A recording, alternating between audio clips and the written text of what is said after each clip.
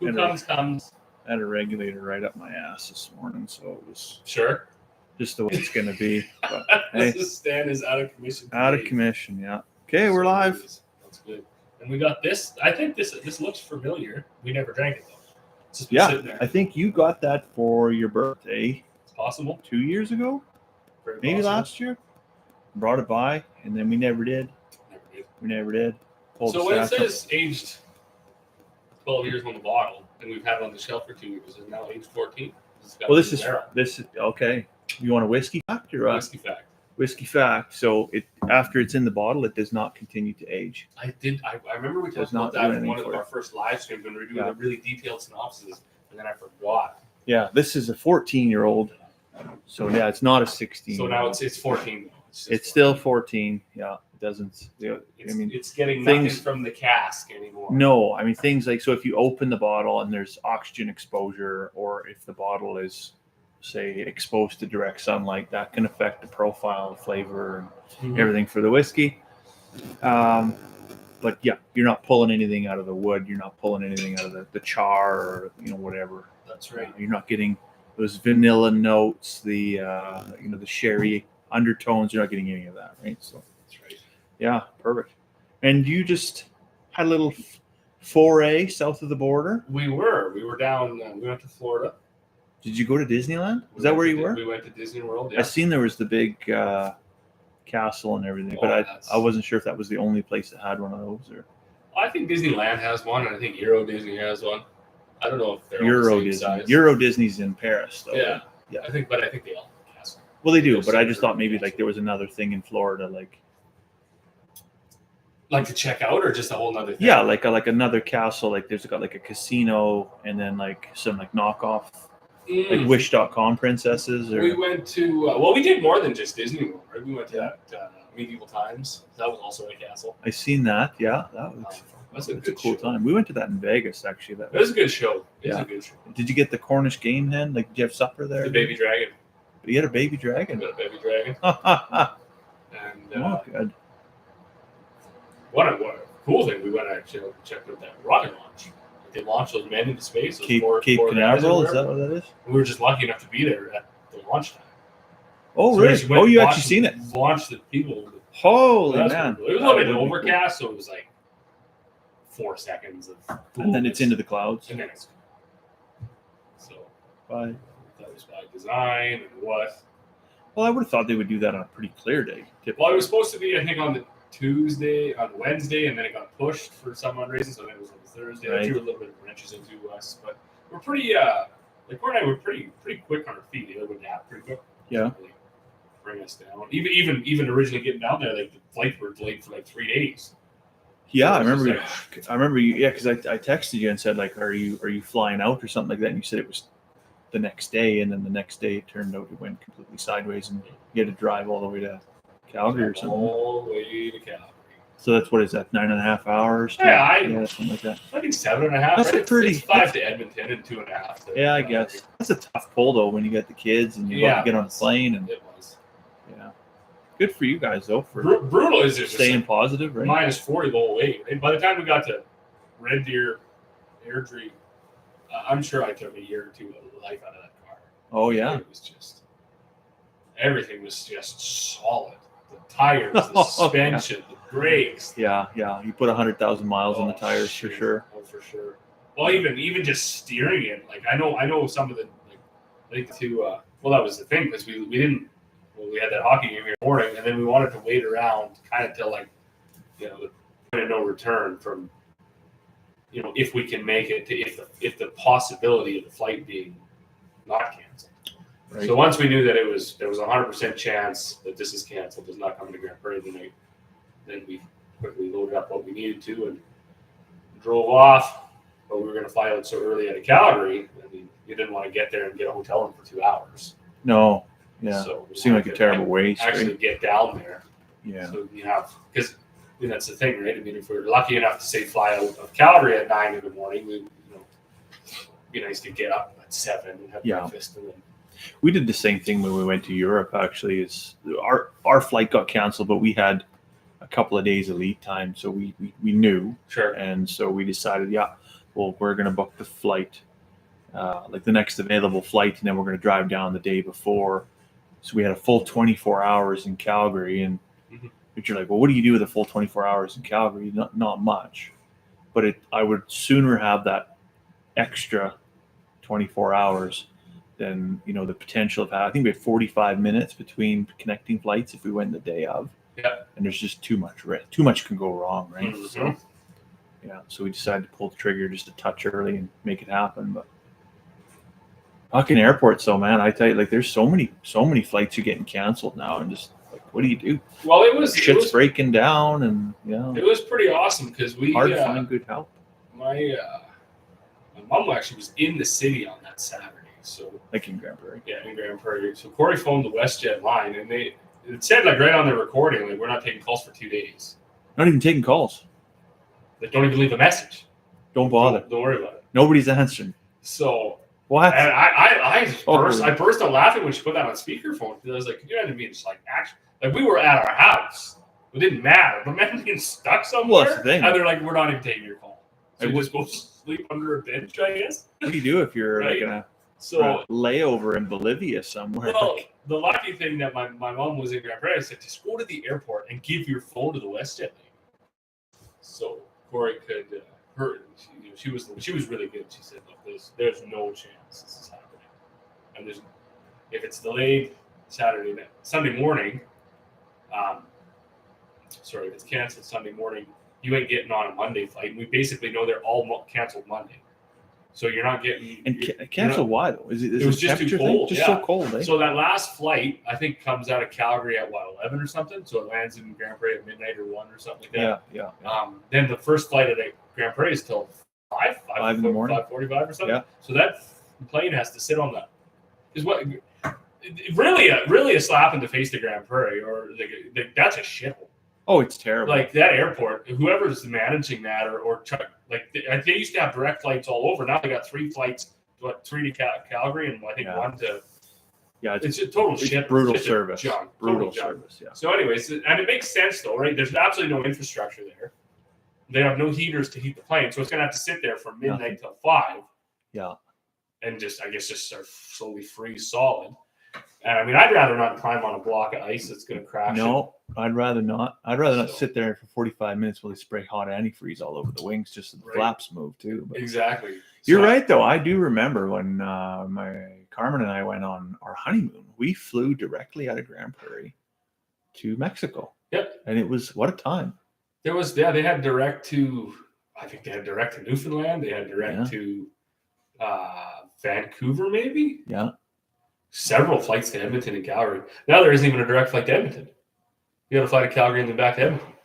For real? Like it went totally, and that's kind of a funny thing, because you hear a lot, and we've talked about it a lot. The Peace Country, Grand Prairie in itself being an anomaly, no matter what happens with the economy of the province or even the country, or even North America for that matter. Right. Still, oil was negative $20 a barrel, and we were still pipelining and drilling like crazy. Yeah. It is an anomaly, yet we have an airport that you barely can fucking fly a plane out of. Right. It's just an embarrassment. It's a total embarrassment. I know when Carmen was going to go to Dallas here, whenever that was, a couple months ago, right?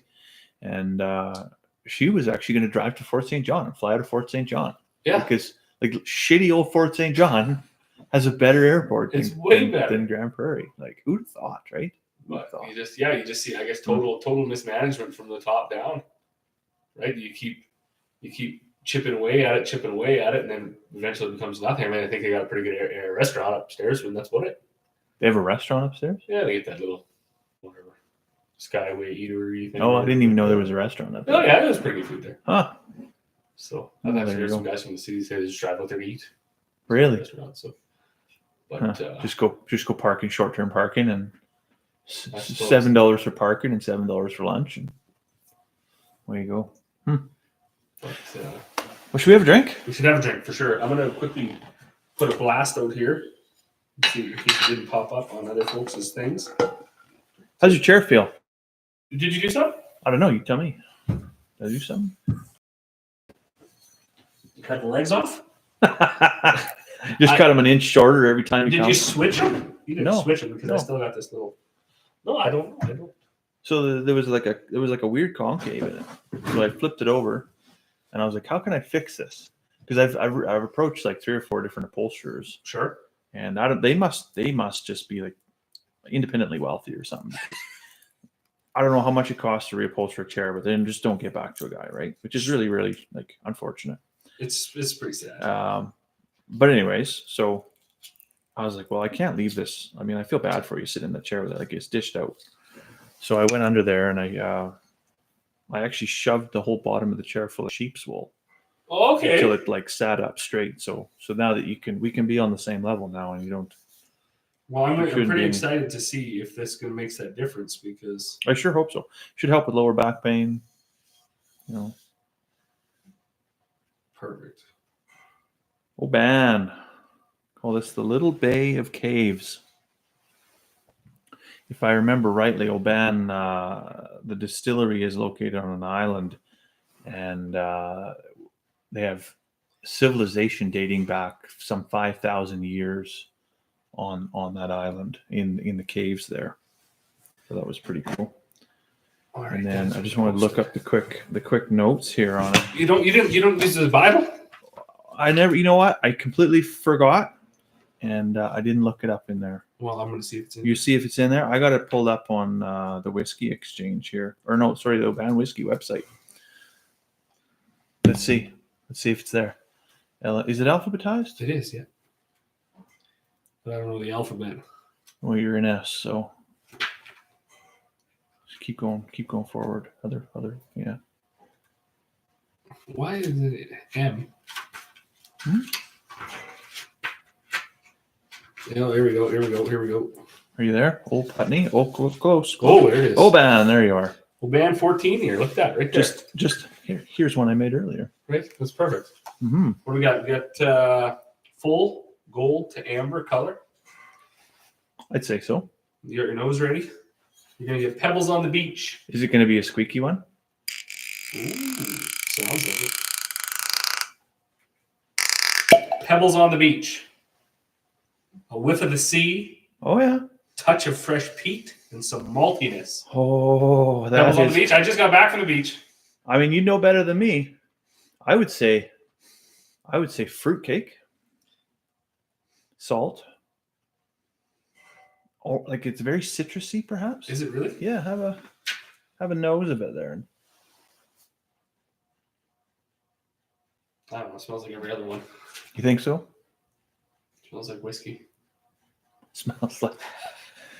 I'll be honest with you, Brian. That smells like pure gasoline. It smells like pure gasoline.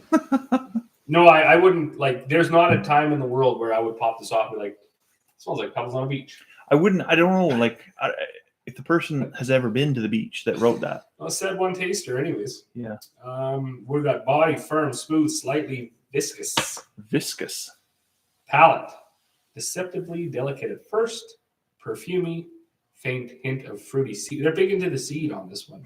Fruity seaweed. Seaweed. Not just seaweed, but fruit. Well, I could see that it would be seaweed coming from where it's coming from, but be lightly waxy, becoming smoky and dry. so the waxiness would definitely go with the viscosity. We're going to finish with the aromatic, smooth, and appetizing. Well, I wonder what. So, okay, let's compare this to what Oban actually says right on their own website. So they say full-bodied, on the palate, dried fig, spice, and a smoked malt dryness. A scent of fresh oranges, lemons, and pears with a hint of salt and peat, which, pretty comparative. Finish is long, smooth, and oaky sweet with a grain of salt. So, yeah. All that's left to do is Pour one. pour one and find out. Thank you, sir. I took that cigar book from you, and I have not even opened a page of it yet in a whole year. Just never found the time. It's quite the read, though. Is it? I'm going to have to do it. I did read that one. It took me forever, but I did read it. But I would like to give that cigar one a go. I think when I opened that, I don't know if I set it down for 2 days. I read that thing front to back and with the cork still. I sure do. Another interesting whiskey fact I heard the other day.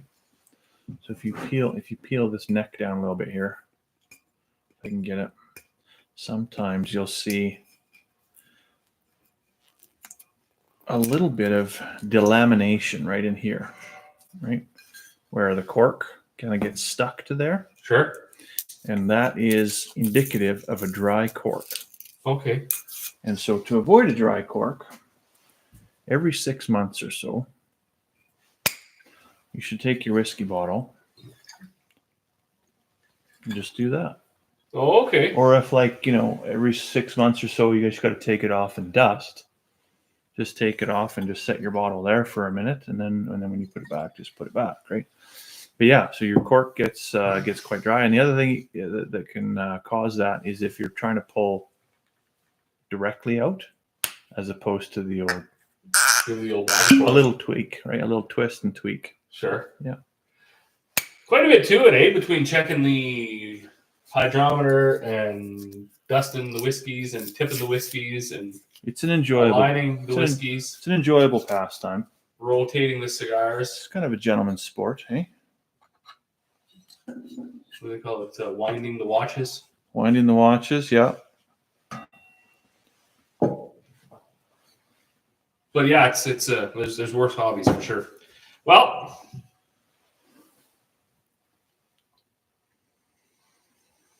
definitely can get lots of peat off of that, off the air, the headspace. What do you think?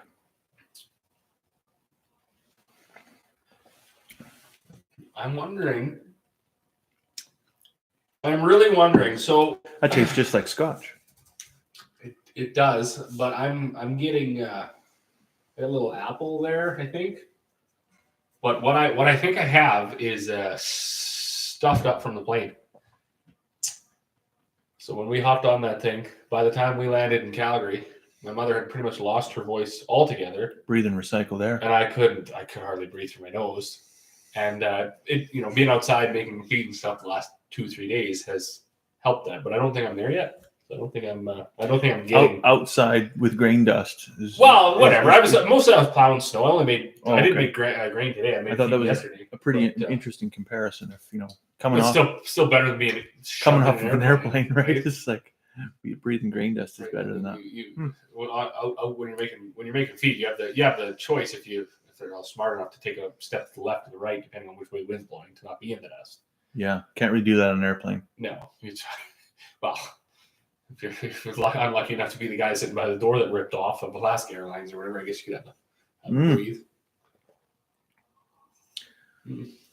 Yeah, that last flight I went on, there was me and there was another lady who was from the UK, and we had a good chat.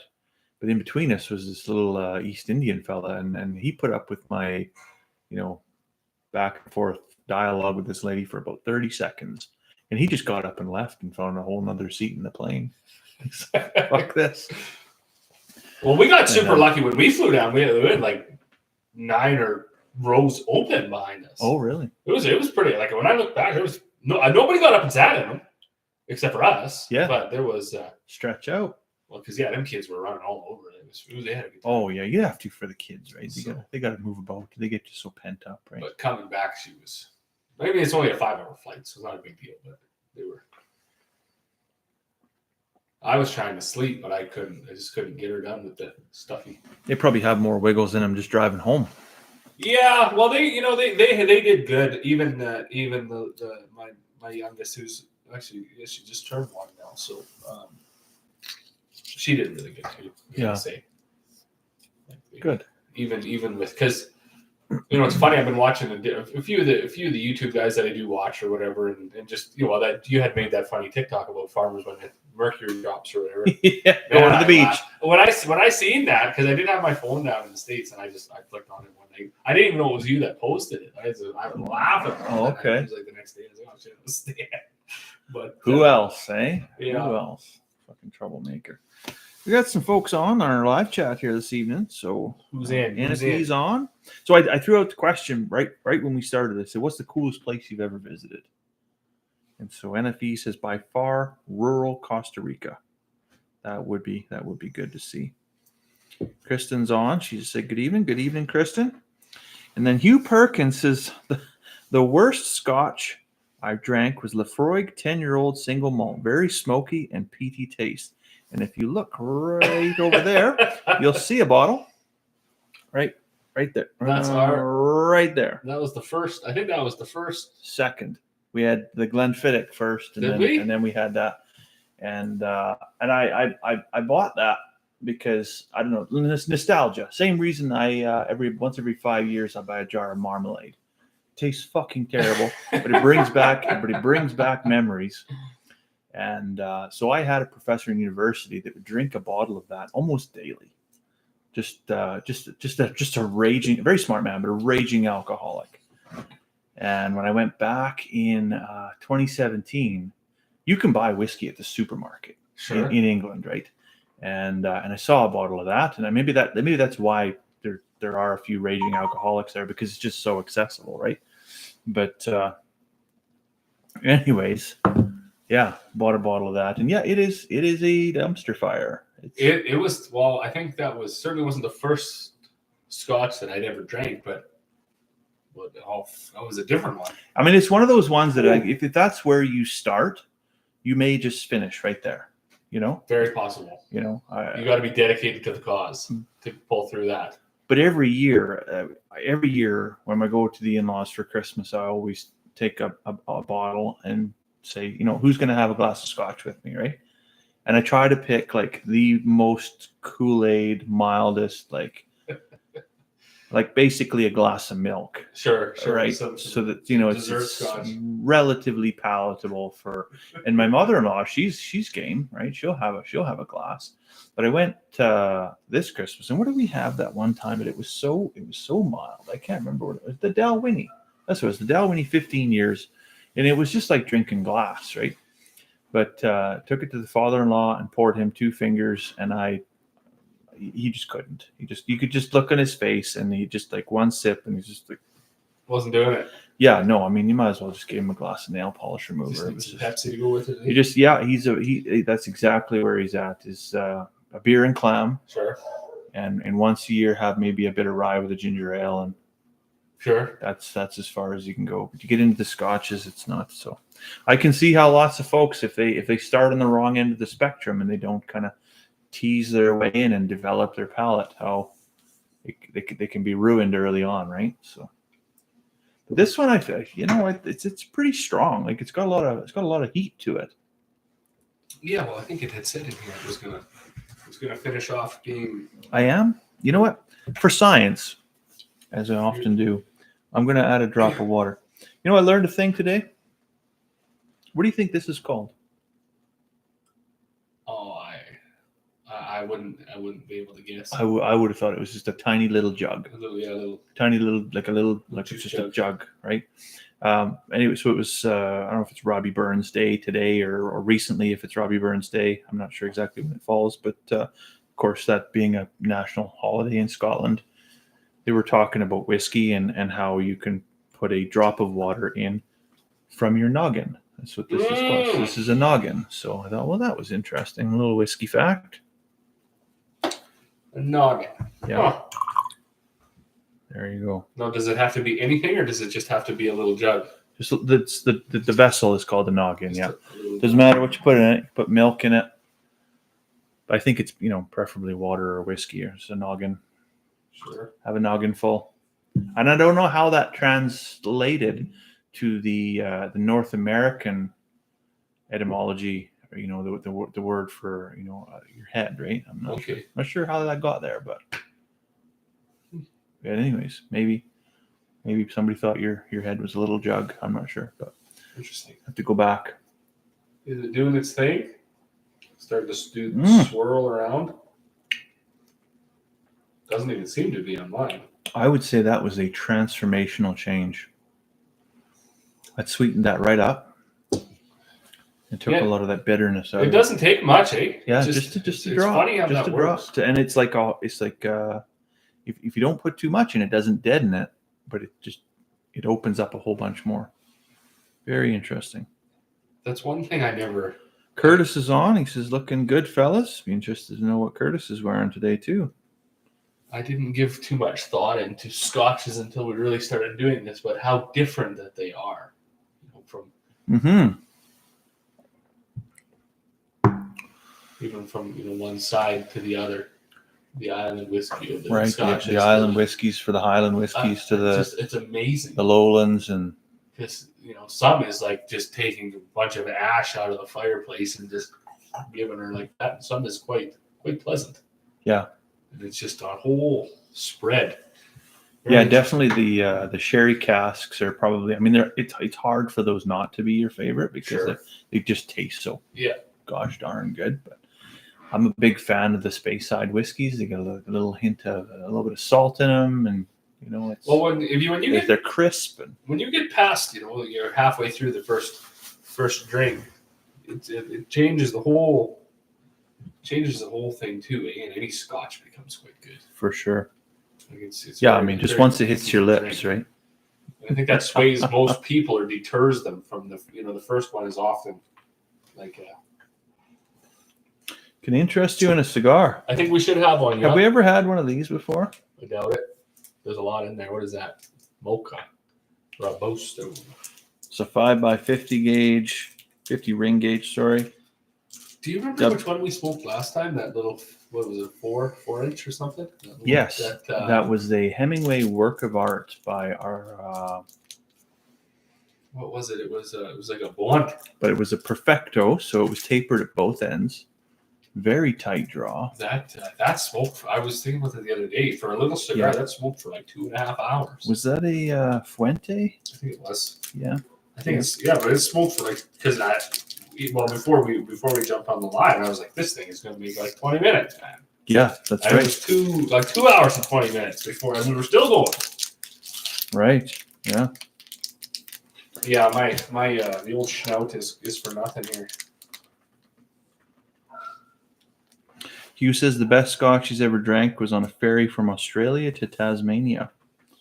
Bet the import costs were high on that. I asked what it was, but for the life of me, I can't remember what the name was. Well, if you think of it, let us know. We may have it. We may not have it. But if we don't have it, we would sure love to try it. This smells like chocolate. Yeah, so this is... So who's new here? If there's anyone new in here, if you would have watched, or if you've watched this before, you'll find out the ones that smell like an old grain truck glove box are often the best smoking cigars. This smells like...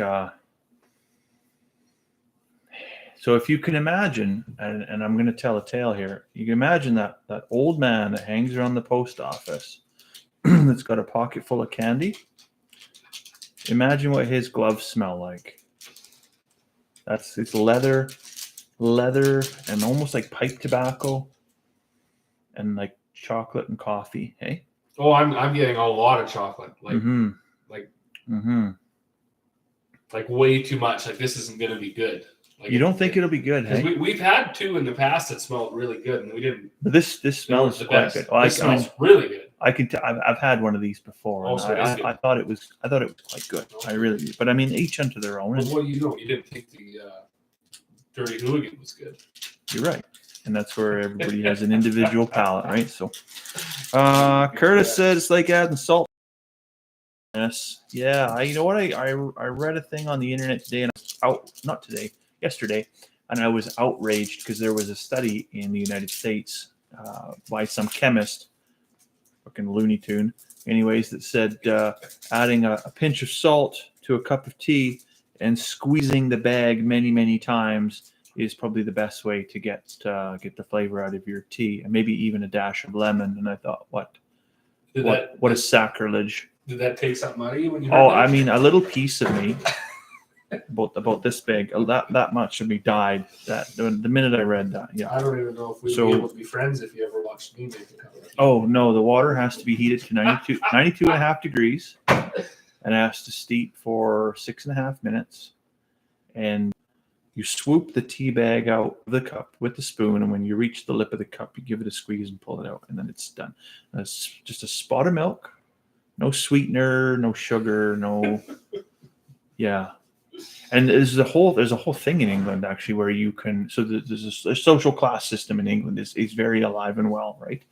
And it's funny how it is found its way through into how people drink their tea. Sure. Yeah, like it's shocking. Yeah, like like what we would call the trailer trash here in North America. Right. There it'll be 3 spoonfuls of sugar in their tea, right? Like that's what it is, right? So Well, I'm big into squeezing the tea bag. I'll take the back of that spoon and I'll just give her like 3 or 4 good ones in Yeah. there and watch it just puff out with water. are you a multi-cup bagger? Like, would you reuse a tea bag? I don't actually. Good, Because I good. squeeze it. Like there's nothing left in it. Yeah, I've seen people that try to reuse a tea bag and what the second cup product that you get is like, But what I will do you might is as well like wring out a dishcloth into your cup. I'll fire, say, 3 tea bags. Like, you know, if I'm feeling under the weather, I'll fire about 3 bags into the teapot. Yeah, And then I'll fill that up. And I'll never take them out. I'll just add 3 more sure. as I fill it again. So by the end of the day, it's just a cup of soap tea bags. But, you did the old punch cut. I'm not going to do that. You're not going to do This that. fancy You're going to go machine for the here. big old pinky I splicer. might not do the V cut though. I might just do the regular one if it fits. It fits. Because we don't use this all that much. Oh, that tastes like an Easter egg for sure. Good draw. This band is this. How could you not want to use that? Oh, it's beautiful, hey. What a machine! Oh, what a machine. Even through my stuffed nose a little bit, I can just. This smells just like well, yeah, right, like a leather glove with melted chocolate all over. Yeah, I'm gonna take the band off right off the get go. Typically, I wouldn't do that because I'd be scared about cracking or tearing the wrapper. But I could feel it. It was kind of like a loose tooth, you know, when you were like 7 years old and you had a tooth that would kind of wiggle. That's how that felt, and it's just gonna annoy the shit out of me. So pretty shameful that they don't have a nice artistic band on. These WD cigars are actually they're what they would call factory seconds out of the Don Tomas cigar factory in Honduras, and yeah, they make like a plain one and then this mocha one. So Okay, you think that some of them do get a fancy some of this size, this style, and they just know these are coming to Canada, so they say forget it. Fancy band. maybe Because there are some that have the American ones do, yeah. You know, that's one thing I didn't even. Well, the last day before we went to the airport, I was going to stop and look, but everybody was kind of had enough. They wanted to go to the airport, and I didn't look at the airport for cigars, so I didn't even look. Unfortunately, you should have had more time. 9 days wasn't. Save you the trouble of getting your credit card canceled.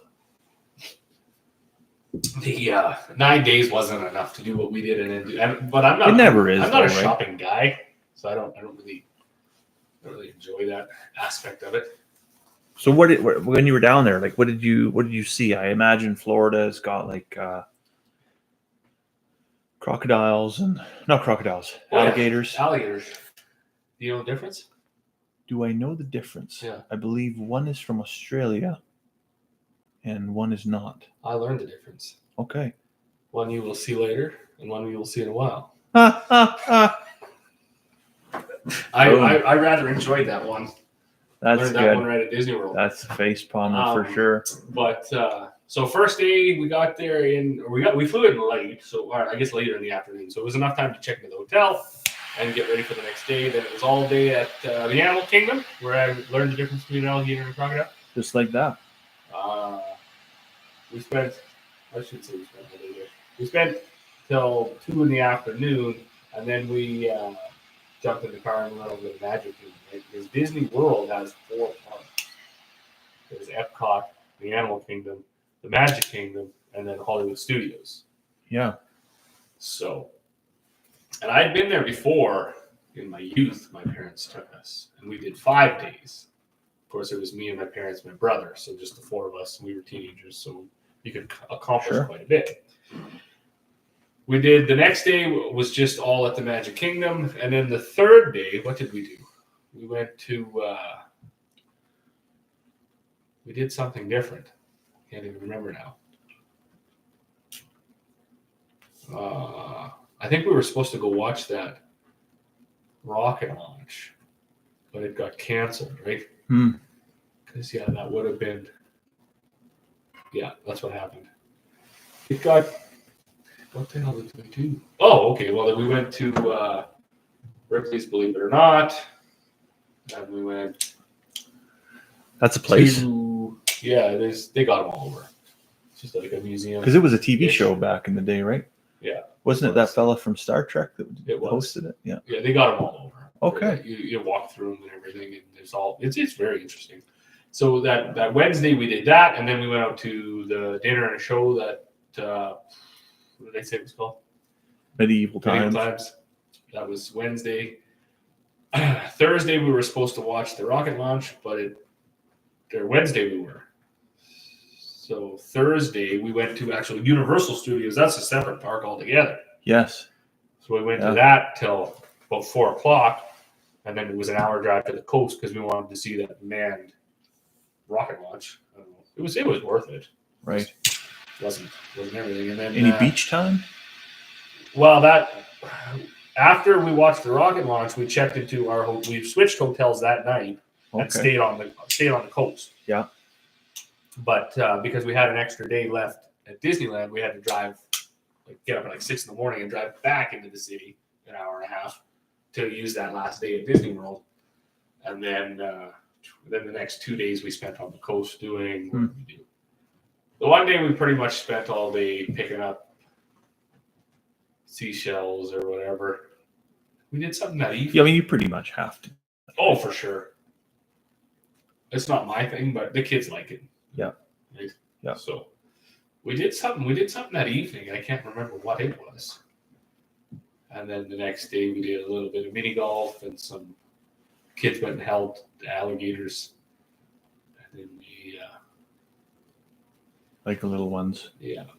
Not Got great the big ones. big ones. Got my days mixed up. And then anyways, the last day we drove back into the city, and they wanted to hit a few of the stores and things before we went to the airport. Do a little outlet shopping.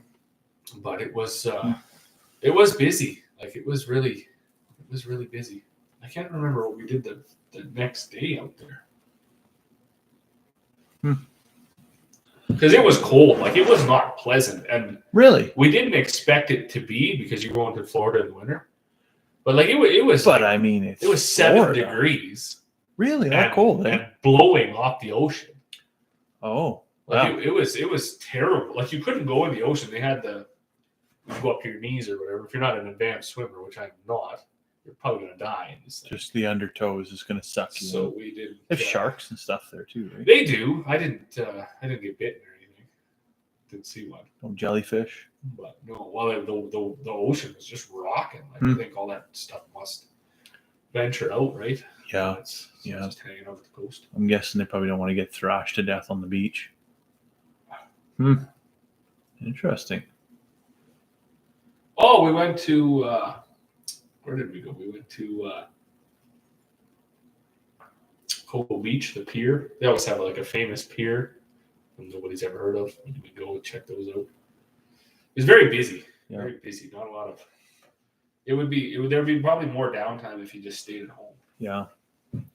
Piers used to be a huge thing on like the seaside resorts. Hey, that was always the place to go. Oh yeah. Yeah. Well, in Texas, and I'm sure maybe in Florida somewhere too, but they got Ferris wheels and shit built out there. Yeah. Yeah. But nightlife is crazy. That's how they are in the UK too. Like in Lancashire, there's a city called Blackpool. Blackpool is like the Las Vegas of England, essentially, right? And they built a pier out there in the 1800s, and it's still functional to this day. And they got same thing, big Ferris wheels. They have the Blackpool Tower, which is it's like the Eiffel Tower, but it's the Blackpool Tower. It's not quite the same shape. Okay. But I mean, it's it's lesser known, but still just as magnificent counterpart. Hmm. Yeah, it's interesting. Like that was how destination vacations were back in the day. Is you would get on the train and you'd go to one of those coastal resorts. You wouldn't hop on a plane and go to Spain or Orlando or Right. Cancun or wherever. You would make your way to the corners of your own country, kind of thing, right? Yeah.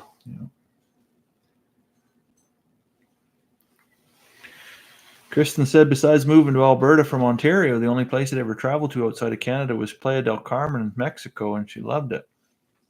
We've been there a couple times, actually. It was pretty good. pretty good. The first time we went, I'd never been, and I booked everything online and found a reasonably inexpensive resort for our honeymoon. Actually, is what it was, and it said that it was 5 minutes from the beach, and I thought, okay, well, 5 minutes from the beach isn't like it's not on the beach, but 5 minutes from the beach is like, how far could that possibly be? 5 minutes through the jungle. Like I'm thinking far. I'm thinking like walk across the street kind of thing, and then there's the beach. Anyway, so we arrived there, and it's not. I mean, it's 5 minutes by car, certainly not a 5 minute walk. So you have to get in a car and then drive to the beach, and then they have a shuttle and everything at the hotel. But we get there, and we are the youngest people at what is an over 55 Mexican getaway vacation, and so it was interesting. Anyways, I think Carmen didn't have a good time really, but we crushed it in the poolside games because you're just going up against a bunch of senior citizens. And it's basically the Olympics, and you're on steroids, right? So yeah, that's too funny. Yeah, we booked a tour. We went. We went into some Mayan little village out in the jungle, and we were going to go on a ziplining tour. And this fella picked us up in a van, and like whatever, it was a roadworthy van and everything. We do this zip line, and they give you a stick, a Y-shaped stick, and then they buckle you to this thing that no Derrickan would use this harness ever. Like it's ready to fall apart, right? And they say, yeah, when you get about 3/4 of the way there, just start pulling down on the stick. And you're like, oh, that's the only brake I have. Sure. This piece of green, whatever type of native wood they have growing there. Like, you get to the other side, and hopefully you don't just into the tree, right? But that's crazy. Yeah. So we did the zip line, and then we had to go to this little Mexican, like I say, a Mayan village there, and have a traditional Mayan lunch. And he was like, oh, it's monkey soup, eh? And there was a few folks there that bought that hook, line, and sinker, and they were just disgusted. But he was just having us on, right? I think. Yeah, if it was monkey soup, it was quite good. I'm sure. Quite delicious. Yeah. Well, they had my daughter convinced that it was in fact a baby dragon at medieval times, and she wasn't biting into that. No. Although I scored a pretty sweet seat there. The lady beside me, she had her two boys. The one beside her was a vegetarian. Okay. And he wouldn't eat the vegetarian meal that they had either. So she said, so he's just like, yeah, she's like, he's such a picky eater and a pain in the ass that we don't even order the vegetarian meals when we go somewhere. We just let them bring out whatever. Just let them fucking starve. And I was just like, are you serious? Yeah. Like, yeah, you can have his whole meal. So, hell yeah. Baby dragon for me, baby dragon for me. Potato for me, potato for me. It was awesome. I got all that stuff. Nice. But she's a super nice lady, actually. Owned a tire shop down there. She's a widow. I got to hand it to them women that do that. Like her husband and his dad started this tire shop. Yeah. And she said he just passed away, just died one day. It happens, out of the blue. And Yeah. she said she had the two younger kids, but she said she kept it going. I thought, good for you. Yeah. Like, what a time to try to make a decision if you're gonna forge through with this or if you're gonna just sell it and move on, right? Right. But she said she kept her. Yeah. She had 14 people working for her. Oh, that's very admirable. We're on a cruise, so hopefully she enjoys her cruise. I hope she's watching this. But you never know who is. I had one guy recognize me on the zipline course. Really? Yep. He said he didn't know where from. Thought I might have been in the Marines. I said, well, I certainly wasn't in the Marines. But you went swimming one time. You we're at Marine World, maybe. Right, yeah. But he's like, oh, man, you look so familiar. You never know. You never know where you meet people. Yeah. Where you know people from. Yeah. But, well, it's interesting once you start making YouTube videos, like, and you find like you're known. Well, yeah, people are like, oh, I know you from somewhere. Where can that be? Yeah. But I had like last year at the Dawson Rodeo, I had lots of people come up and, oh, I seen you on, YouTube or whatever, or TikTok. And yeah. I'm like, oh yeah. Huh? Which one did you see on TikTok? Yeah. If you see, if it's YouTube, it's pretty family friendly. But if it's a TikTok, a 30-day ban. So that's right. If you got to see it in the first, views. if you got to see it in the first 5 seconds before it got banned, then You probably got a pretty good sense of humor if you come and talk to me. But You did some irreversible damage online, eh? Because you just the old smoking oak thing just took a plummet after some of your after that, this comedy gold. it was good though. People don't. What a warped sense of humor some people have. Yeah, that's me. But so this whole the whole thing was going to be about travel experiences, and I think we're getting there now. I gotta say, I like to read. So Corey, she's really, really good at this. She TripAdvisors lots of stuff, and she gets on these groups and stuff, and learns what you need, what's the best to do, even for throughout the day. Right, do this at 7 in the morning when you get there. The most opportune times to go and see things. This. Well, when I hop on there, I'm looking for one thing, and that's the worst reviews I can find. Worst. The worst. Yeah. Who had the shittiest time? Who's the Karen that went here? So here I am, family's all geared up, and I'm sitting on the plane expecting to fly into just a den of pedophiles with people. They won't take their kids out of line. So they're shitting on the ground in line because the lines are so long, and there's garbage up to your chin, and there's people are stealing kids left, right, and center, and because that's what the reviews I read. Well, yeah, that is a thing. Apparently, there's like 13 kids a day that go missing in Disneyland, right? I don't know. We sat at the Dad and I sat at the missing kids center there, waiting for everyone to do their shopping the last day at the Magic Kingdom. Nobody showed up. I didn't see anybody looking for anybody. No. So, now, I mean, this is a bit taboo because bad things do happen. I'm not trying to make a joke out of anything, but it was incredible. Like. Public washrooms to me are the biggest nightmare. Like they are things that I plan my trips around not having to use these things. Yeah. Every single bathroom in Disney World was the cleanest bathroom I'd ever seen. Is that right? I've never seen anything so clean. And clean all day. Yeah. They were clean at 8 in the morning when the park opened, and they were clean at 9 o'clock. So do they have a closed. staff member in there just all the time, and that's just constantly? People constantly there. Even they're sweeping up the popcorn off the street that everybody's dumping. Yeah. Like it was totally spotless. Well, you'd have to, or the place would just be overrun with rats, I'm sure. It would be. It would be crazy. I didn't. Mickey Mouse for real. I didn't see anybody defecating in any lines. I didn't even hardly see any radical behavior. Everyone was just kind of there chill. You do hear a lot of horror stories about that though, right? Terrible. And that's terrible. We've never been, and that's probably one of the biggest reasons why is because you hear the horror stories of people that would literally line up for 7 hours to go on a ride and and just have to bring like a grocery bag full of granola bars and soil themselves there just so they can get on the the teacups or whatever. Well, yeah, sometimes when you get in there, like when you get down into the belly of these lineups, because we, regardless of how long the line is, you have to walk from start to the end, right? Mm-hmm. And Jesus, they just they wind you back and forth inside. You're getting your steps in. Now they do a good job because once you get into the infrastructure of the ride, even like I was joking with my dad, the last ride that we went on, of course we were stupid too. We didn't realize this until the last ride. But there's something called Lightning Lane, and Corey did book that for us. So you bypass the line. Sure. And she was really good. She would, every 2 hours you can book another one. So but take advantage of it. We had Livy with us who couldn't. She went, believe it or not, she went on a ton of rides at Disney World. Like that is a baby friendly place. There's stroller parking everywhere. I bet you they would cater for this whole family, it was right? Crazy, crazy. My dad commented a little bit. He said, "Oh, they seem to be catering more to the teenagers and stuff." Because there was 3 rides she couldn't go on. Right. Well, but she went on like tons of them. So, but the problem was, so we would, and I don't know why we didn't realize this off the start. It would have made so much sense. So there was my parents, Corey and I, 2 kids, and then Livy, right? So that's 7 of us. So one person would sit off with Livy on a ride that she couldn't go on. What we should have done was, because your Lightning Lane is good for an hour. It's good from 4 to 5. Yeah. The ride takes 2 minutes. So 4 people could have gone on, and then the next 2 could have gone on. Sure.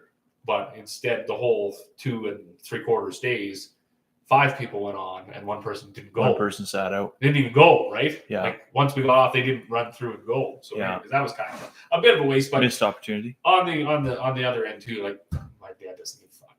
And there's my mom. Right. He doesn't give a fuck if he goes on Star Wars ride. Yeah. Like that's not why he went. He didn't go for that reason. Right. Yeah. He went because That was the one and only holiday we were going to take. Nice family trip, So right? he was fucking, I'm retired, I'll go. Yeah, He why was not, like, right? So he enjoyed himself. Huh. The very last ride was the Star Wars ride, and I have never seen such detail from the start of the line to the end. Like, just going through the line would have been enough of a ride. Like, Really? no bullshit. I'd have paid $10 to So just it's see. it's an adventure just to work your way Just through. to walk an through the line. An experience, eh? Like if in So like, however what many do you years, mean? Like, is there characters strewn throughout? they're not people, not characters, but the deep. Like it's like walking through the one of the ships of. Okay. Like and they like spared no expense on it. Like, everything was there. It was you totally immersed yourself in this. And then the ride, to be totally honest, was kind of shitty because one of those VR ones where it kind of shakes a bit, but the screen is all that moves. Right. And not like a roller coaster where you go up and down and shit. Yeah, they just go in and just try to give you whiplash kind of for a couple rocks minutes. little bit, and then it looks like you're going here, but you're not moving. Yeah, that's right. Yeah. So, but Those are the ones that you puke for free on, right? Sure. Because it's just fucking with your mind. Yeah. Oh yeah. Well, when we got out, I said, Dad, you got to, even if you just go through the line, man, you got to go check that out. Like that is incredible. How much they did. Curtis says Disney's good, but you can get beer at Universal Studios. You can't get beer at Disneyland?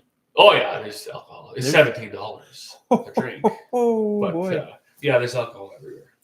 Wow. We did do Universal Studios. That's one thing that like Mexico is a fantastic trip. Cuba is a beautiful trip. Yeah.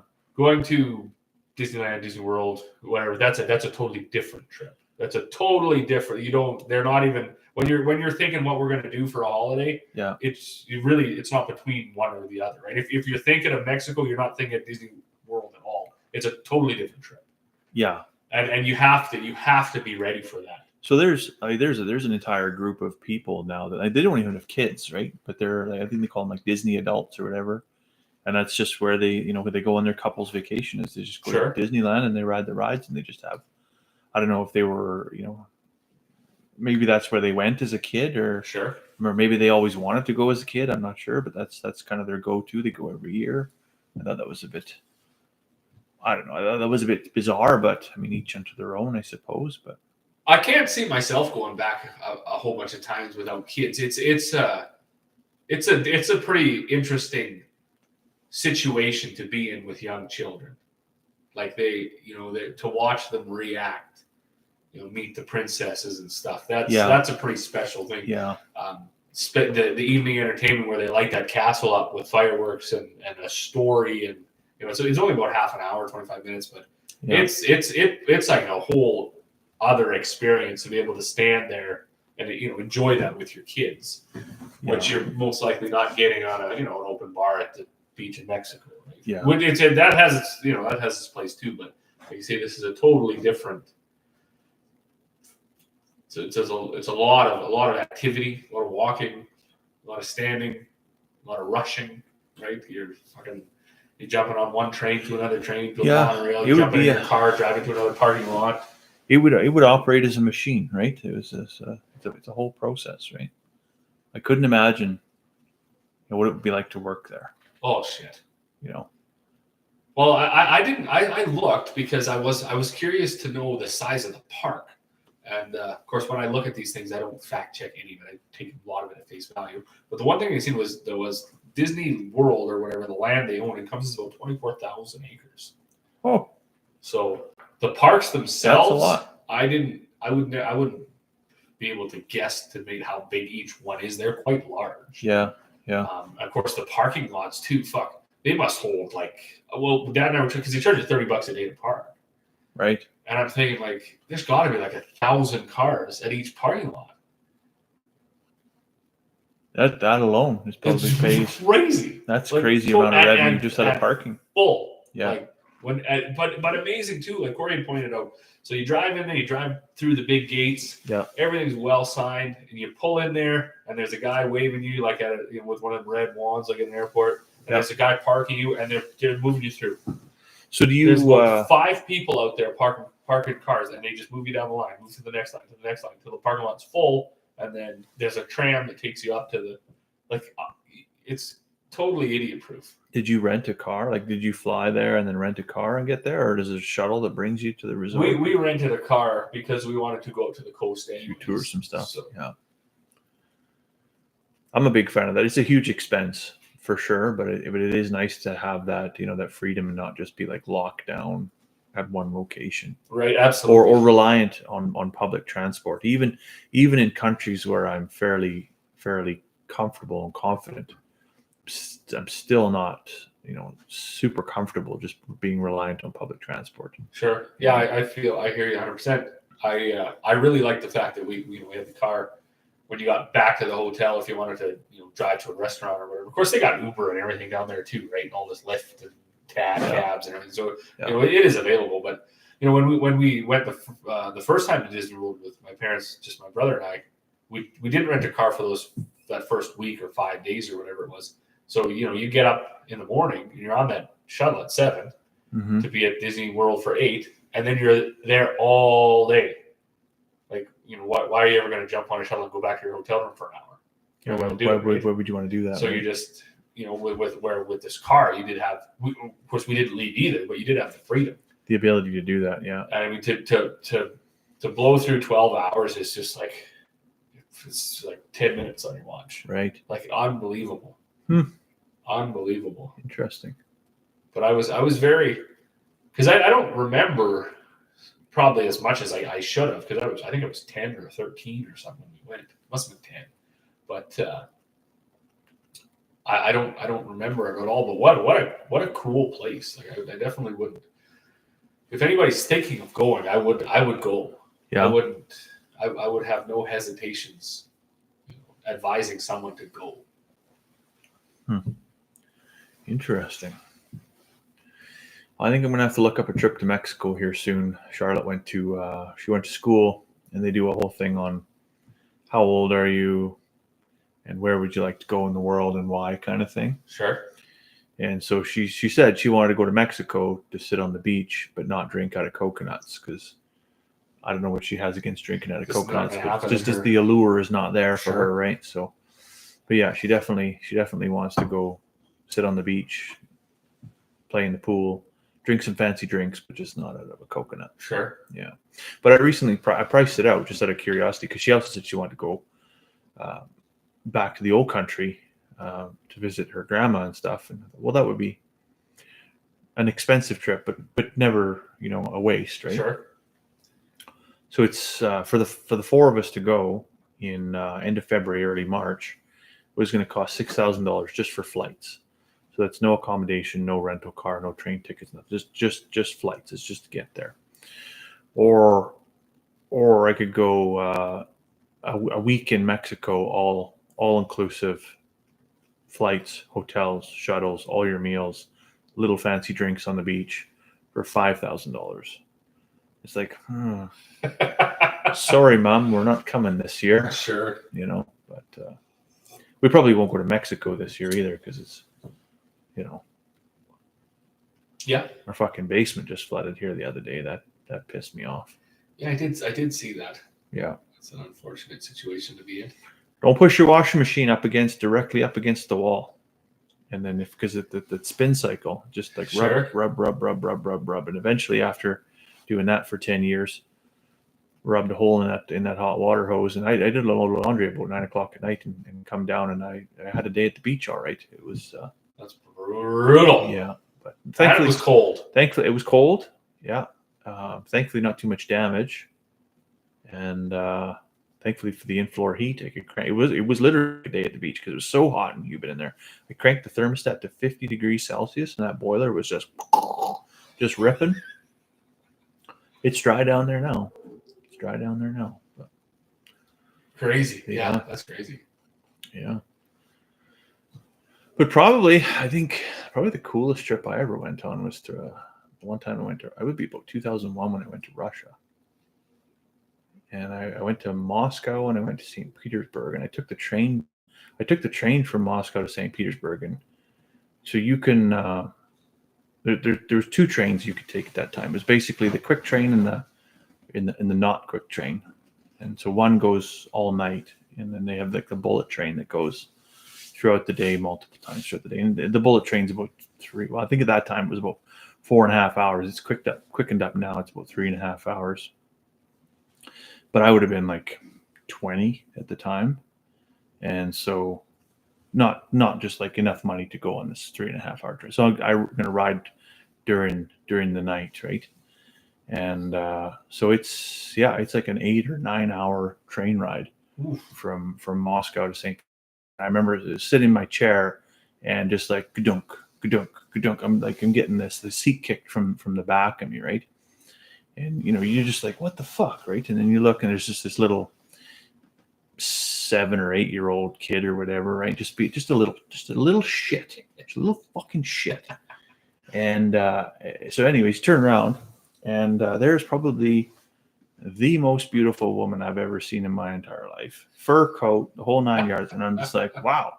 And then a man who is, I mean, I don't know, not a beautiful man at all, in a tracksuit. And I'm just like, oh, I know what's going on here. I'm just going to turn around and I'm going to mind my own business because this guy is probably a Russian gangster. And I'm going to end up in the trunk of some car, which brand I can't pronounce, I've never heard of before, in Belarus somewhere, and get the shit kicked out of me and be lucky if I make it home alive. But yeah, so take the train ride there and go to see St. Petersburg. Absolutely beautiful. Russia's beautiful in the way that Canada's beautiful, if you know what I mean. Like, you can go to certain places and it's really beautiful all the time. Sure. Other times it's beautiful depending on the lighting, and otherwise it's just a vast expanse of trees and frozen, much like Canada really is, right? And then it has its fair share of just, why the fuck did we come here kind of thing. But so St. Petersburg was, well, it was actually founded by Peter the Great, the Tsar Peter the Great, but not named after. He was named after St. Peter, obviously, and in like the early 1700s, and then it's kind of like the cultural hotbed for Russia. It was the imperial city for 200 years, but now it's kind of like what Tijuana is to Mexico, St. Petersburg is to Russia, right? So like you go to Tijuana and you can watch the donkey show, and it's like a donkey fucking a midget, right? And so you go to St. Petersburg, and if you're in the right part of the city, you can go watch the bear show. And instead of paying 70 pesos to go watch this donkey show, you pay 5,000 rubles, and you go watch a naked chick wrestle like a fucking bear, like a real bear. And anyways, that's interesting because I tell you, at 20 years old, I mean, you're so fucking hard. You think that's how diamonds are made? That's for sure. It's a sight to see. It's a sight to see. But yeah, so I would highly recommend. Well, maybe not now. Maybe not today. I think things are a little bit tense in Russia these days. But 20 years ago, you could as long as you didn't fuck around on the train, you could see some interesting stuff. So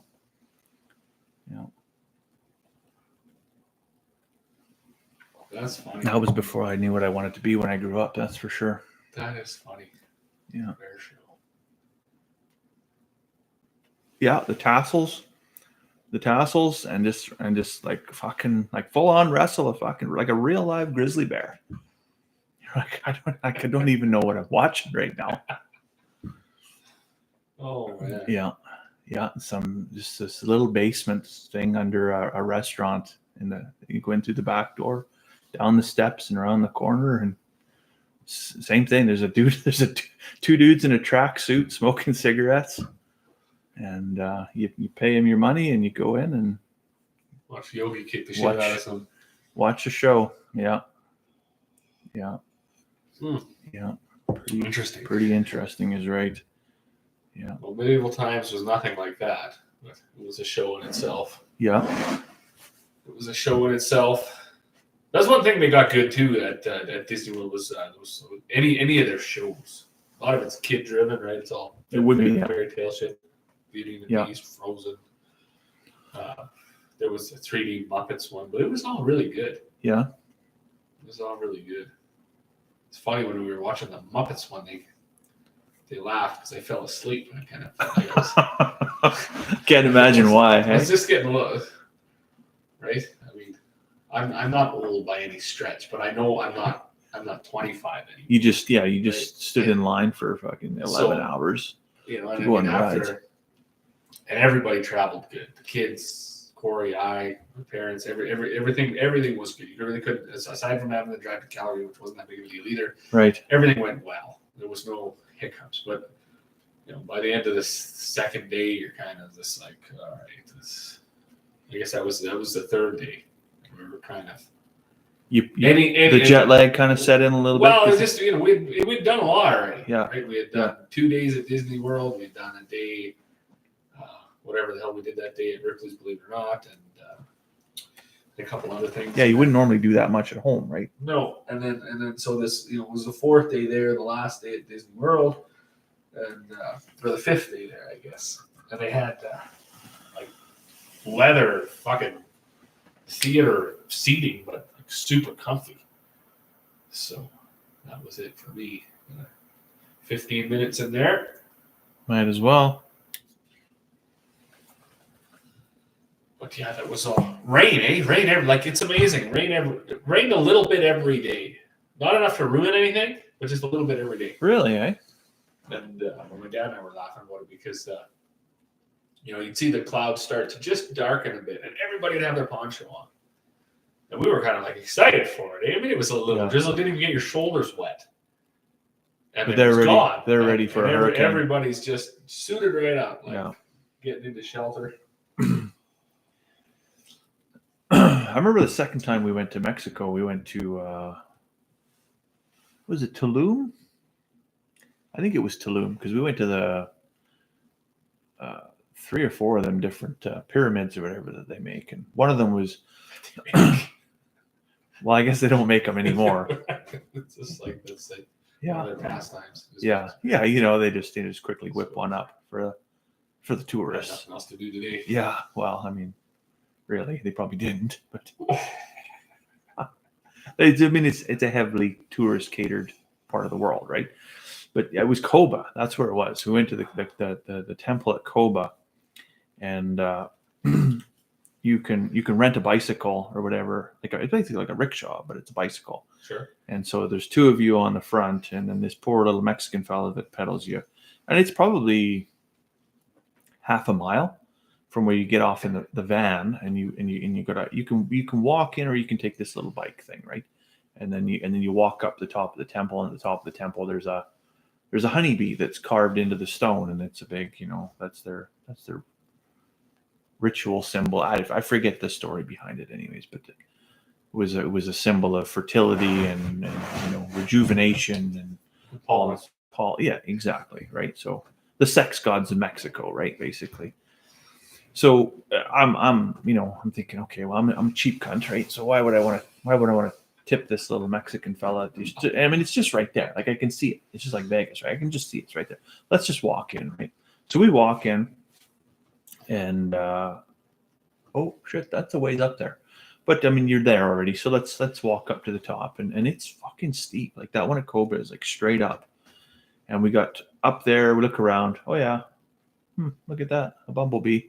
Okay, let's go back down. We got about 3/4 of the way down, and the sky just immediately like turned as dark as my suit. Just like, boom. And I'm like, oh, it's about to get real, because like, you're in the jungle, right? Like, that was a water slide. When it goes, like, it's go, right? So I'm like, yeah, I mean, we got this little garbage bag with a hood on it, is really what these ponchos you buy down in Mexico, right? We can put that on, but that's not going to do it. So we gotta. Here's, I can't even remember how many, 50 pesos or something I gave to this guy with the bicycle, and I'm like, to the van, on delay, like, let's go. And we maybe made it like 15 feet, and the sky opened up, and there was rivers just ripping down this trail where they were going with these bikes, and he's pedaling and pedaling and pedaling, and the tires just spinning in the mud. We're going nowhere, right? So then I get off the bike, and I'm trying to push the bike with Carmen on the front, and we're just going nowhere. And I'm just like, fuck it, my shoes are ruined. And we just trudged through this river of just like I don't know, like chocolate milk, basically, is what it was. Just Oh, ripping gross. through the jungle, and just keep the 50 pesos or whatever. We're going to the van. Like, we're just wet. It just, doesn't matter how quick the bicycle ride is at that point. You got water dripping off the bottom of your ball sack. You're done, right? You're not going to get any wetter at that point. But yeah, I think the next day or two we went to Tulum and saw the temple ruins there. And it was funny because the tour guide spoke very broken English, and you could tell he was trying to cater to 2 or 3 different linguistic groups at that point. And we're like, he's a very handsy talker, but then he started getting more and more animated, and we're like, okay. And then pretty soon, like, he's having a full on dance off. We're like, what is going on here? And then he fucking took his pants off, and we're like, what is this guy doing? Anyways, he gets his pants off and he turns around, and all up the backs of his legs were these fire ants. And so he'd been standing there giving us this history lesson on the Mayans in this temple while standing on a kind of an anthill and just getting fucking chewed up, right? Now, when you go to that area, Mexico, they don't sell like bug spray like we have here with the DEET or whatever. They go to these roadside stands and they have like lemon oil, essentially, is what it is, right? So this one lady felt super bad for him, so she just leans in there and starts spraying him with this fucking lemon juice or whatever, and you could tell like it fucking burnt so bad because he's just like howling, woo, woo, woo. And I go, holy man, what a time to be alive! Sit here and watch this.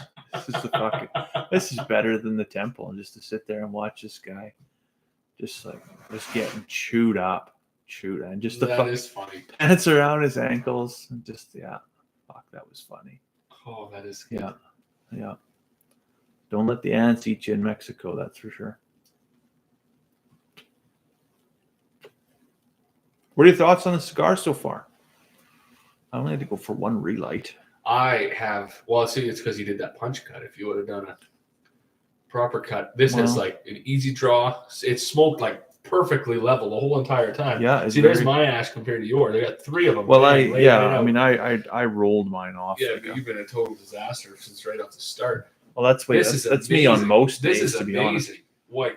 But this would have been. What are we at here?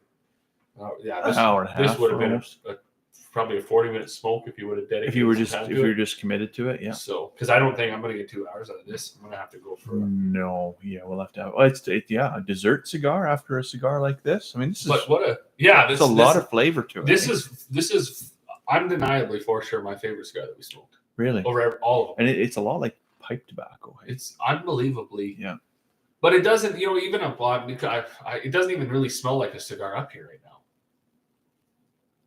In the room. Yeah, like you light a Monte Cristo or something, and like all of a sudden you feel like you're at a cigar bar. Right, you're feel like you're somewhere smudging for mosquitoes, right? But here, this is. Yeah. What I found was really interesting. So I'm on a couple of Facebook, cigar pages or whatever, just to kind of, I wouldn't say necessarily to be part of that community necessarily, but just to kind of sit on the sidelines and just see what some other people do and hear some of the questions that they ask and learn from some of other people's experiences. I generally don't contribute a whole bunch because I still think of myself as really a novice, right? Sure, Sure. Somewhat of an amateur. Yeah. I mean, I don't know if I would say an amateur. I think we know more than some, but not by no means. We should just by luck of being immersed in it for 2 years. We should something. Yeah. But what I thought was interesting most recently is there's been a lot of questions from people that built cigar rooms in their house or in their garage. And first of all, don't ever build a cigar room in your house. I'm shocked that people convince their significant other to be able to do that. Yeah. Right. But they're like, oh, I put in this, and then they've got some, wind tunnel 3000 fucking, 6 different layers of HEPA filter. And they're like, oh, I thought this was going to be amazing. And this cost $10,000, this air mover or whatever.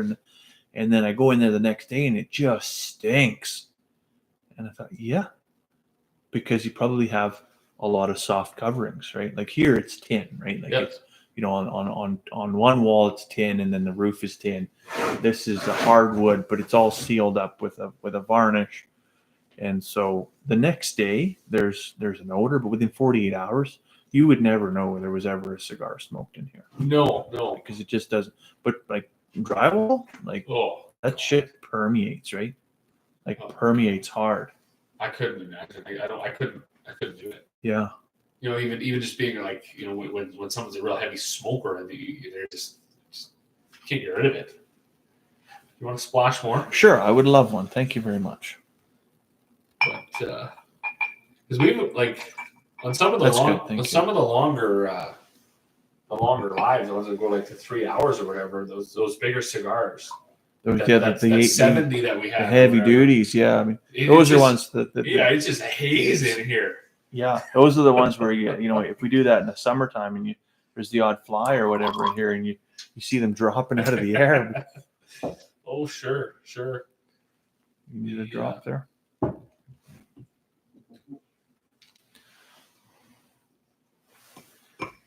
But yeah, I think I only ever made one trip to Mexico in my life. But you've been to Cuba before, right? One trip to Mexico. Been to Cuba twice. We've been to we went to Disneyland and then we went to Disney World twice.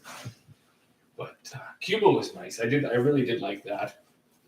The one thing that I really like, you know, if people are planning their trips or whatever, happen to be watching this or watches, see when they're two different ones. If you're gonna go to, I was gonna ask you too about your trip to Europe. Like on trips like that, you pay for every fucking thing. Like you never stop paying. Like never. You pay for parking. You pay for fucking meals. I'm still paying for tipping. You pay for groceries. You pay for. You don't pay for tipping. Well, not in Europe. Not in Europe. You don't. And I guess you don't have to in the States either.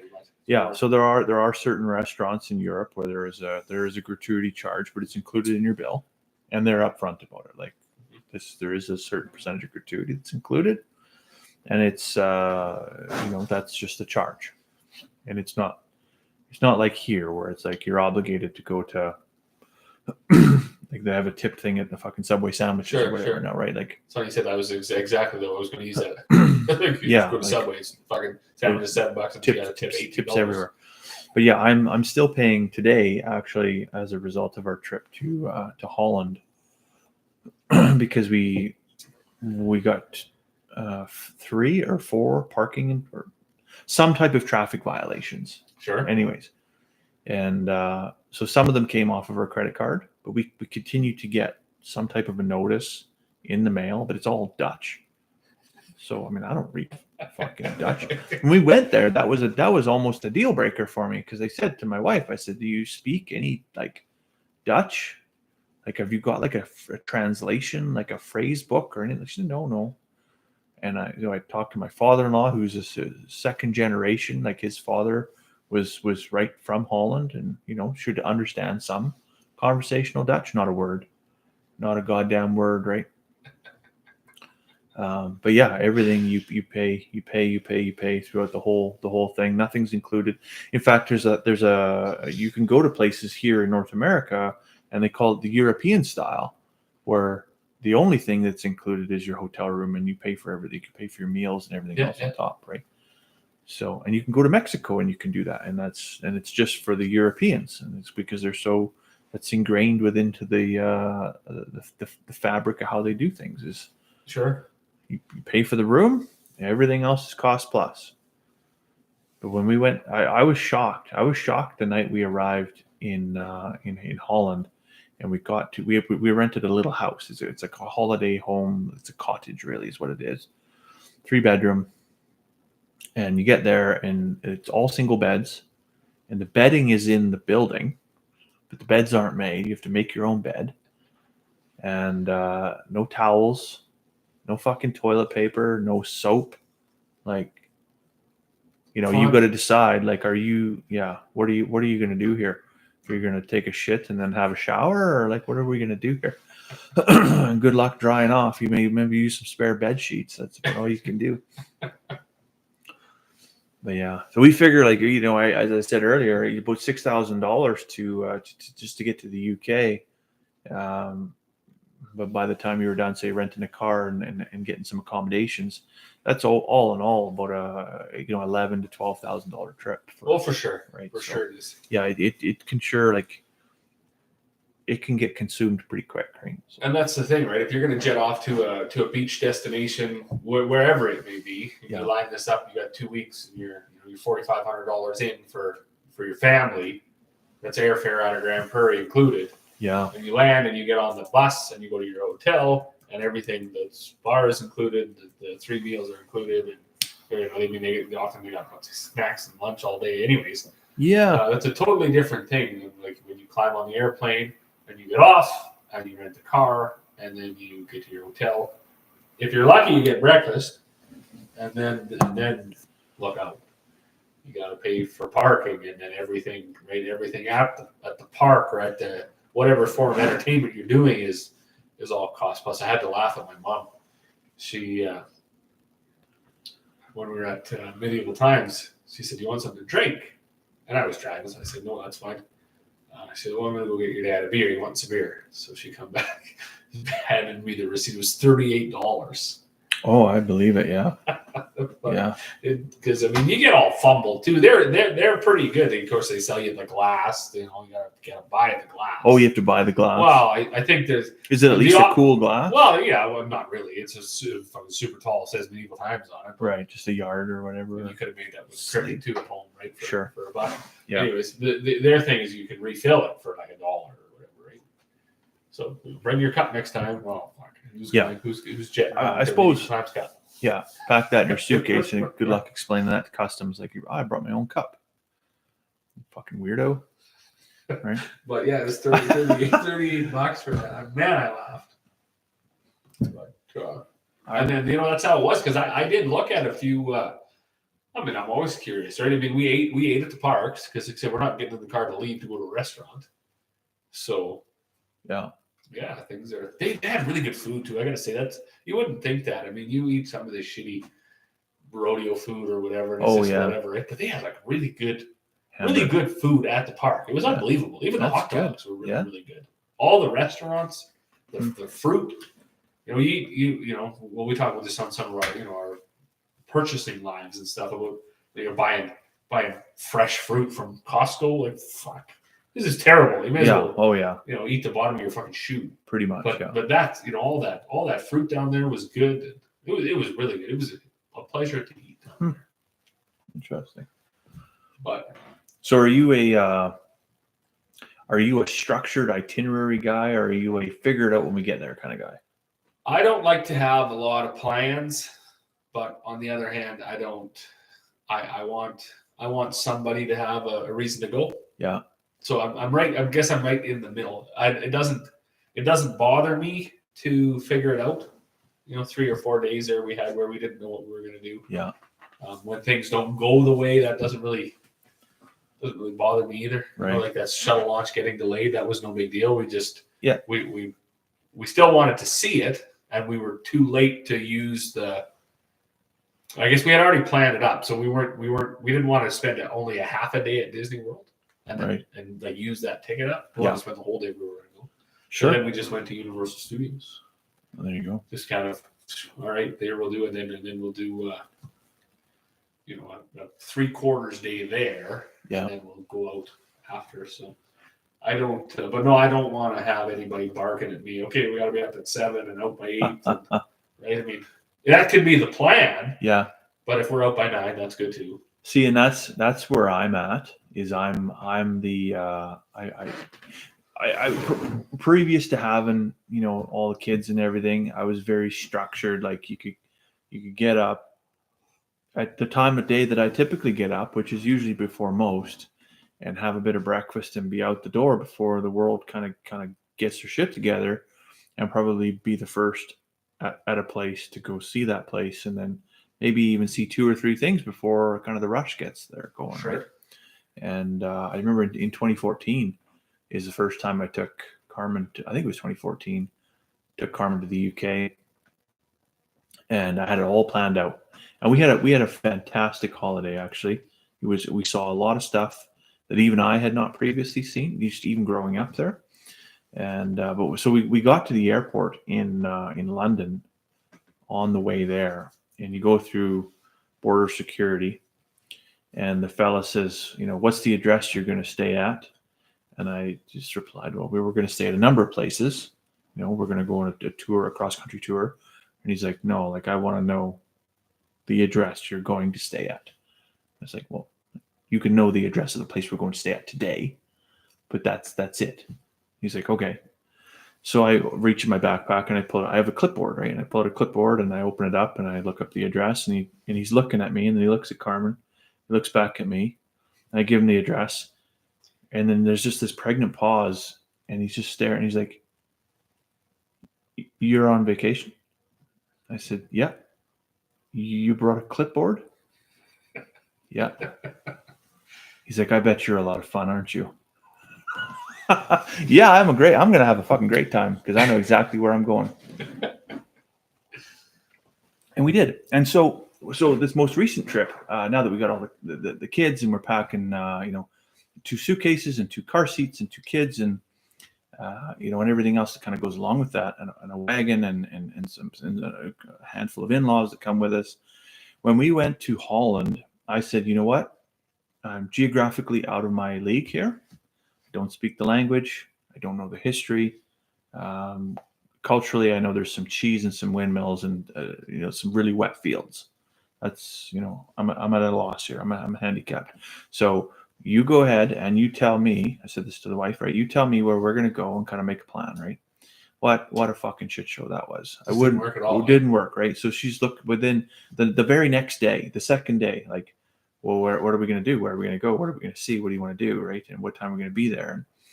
And so that kind of the pendulum swing from one extreme where everything is kind of regimented, but you get to see everything you want to see, to you spend an hour and a half just kind of quibbling and arguing over, looking at a picture in a magazine of the words you can't even understand to try and figure out where you're going to go or how much it's going to cost or what the directions are to get there, right?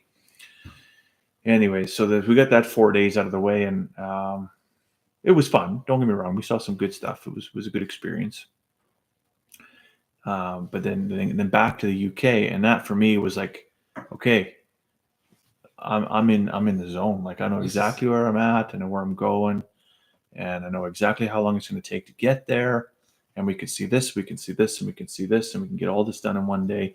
What it didn't really kind of factor in was traveling with the children is one major delay, but then traveling with the in-laws as well, because they're older, so then they have a whole different set of problems that not problems necessarily, but unique challenges when it comes to traveling, right?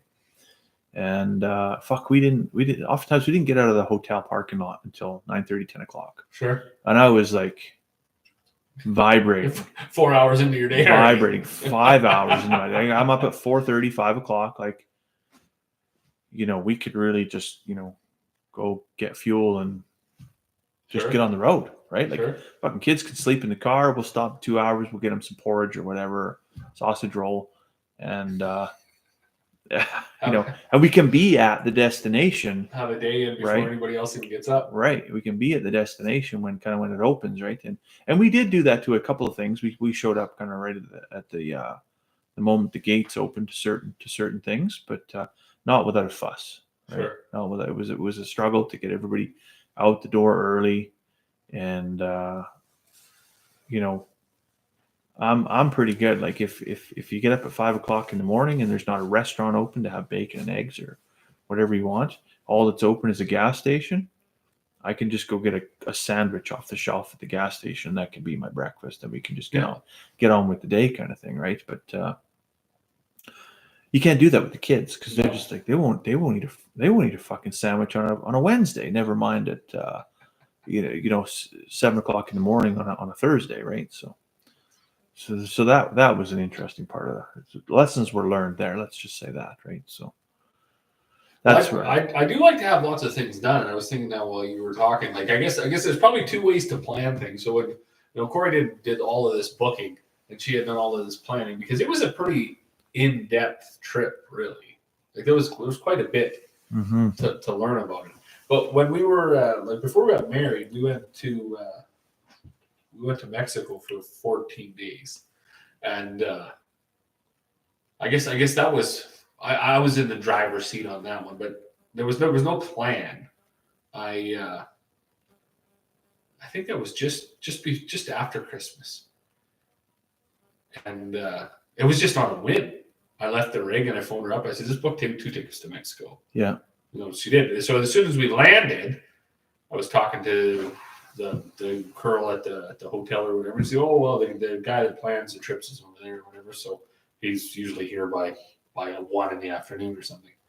So we got checked in, and so I went down and talked to him at 1, and I booked like basically 14 days worth of entertainment, right? Yeah. We didn't have something to do every day, but to fill the 14 days with a day or two in between here and there Sure. to wander around the streets or whatever. Yeah. So, but we, I guess more than structure, I want something to do. Like it doesn't have to be laid out, but I want there to be something to do. I can't just sit and be bored. Lay on a beach. I can't do it. Yeah. 5-10 minutes, maybe. Yeah. Which also made me kind of laugh when we got out to the coast. The first day we were sitting on the beach. The kids went looking for seashells with Corey. Yeah. And I was sitting there with Livy watching the ocean on a mat. The fucking wind was blowing. It was awful. Fucking Right. I had my jacket and jeans on. It was cold as shit. Yeah. But I seen this poor son of a bitch setting up chairs. And I thought, well, that's fucking insane because there's no one out here. But Yeah. it was interesting. So then I went up and I was talking to him, and he was shoveling sand into the umbrellas to try to keep Them from staying blowing there. away. Yeah. He said, "You want a chair?" And I said, "Well, I couldn't imagine a worse thing to do than fucking lay on a chair out here." Interesting, anyways. And my dad came wandering up, and he sat at the foot of the chair, chair you can lay on. And the guy said, "Oh, so you guys do want some chairs?" And I said, "No, I don't think so." He said, "Well, if you do, we can just pay cash, or we can bill it to your room or whatever." And I looked at him, and I was like, "What the fuck are you talking about?" Like, he's like, "Well, I don't. Well, this isn't the hotel. We're separate from the hotel. Oh, so I you- just rent chairs."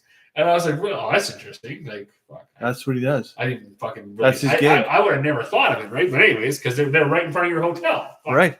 I just assumed he was the hotel guy. Yeah. I was confused why he was there because we were the only people on the beach. He's It just was got a- so fucking hard that there was no one else coming. Just got a hustle going. So, anyways, we're walking back and I look at the sign. It's $40 For a chair. to rent two chairs and an umbrella To get fucking So- sandblasted on the beach. to get just At 7 degrees. wretchedly sandblasted. So $40 plus the exchange, right? 25%. Yeah. So I was laughing. I thought, fuck, it'd be $120 for my family to sit on the beach. Plus 25%. Bring a shovel. Dig, Right, like, dig yourself a chair. You in know, the sun. on a sheet. The sun wasn't even shining, But anyways, unfortunately for that young man, we didn't rent his chairs, but No revenue was secured that day.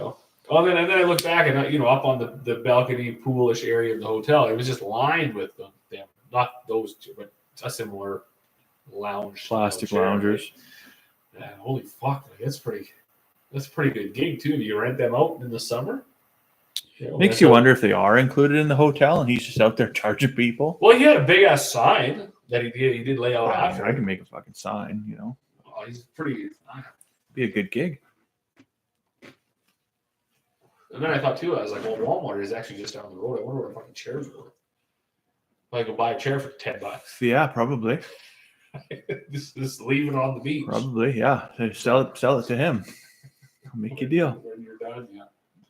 Anyways, yeah, they on a trip like that, there's nothing included.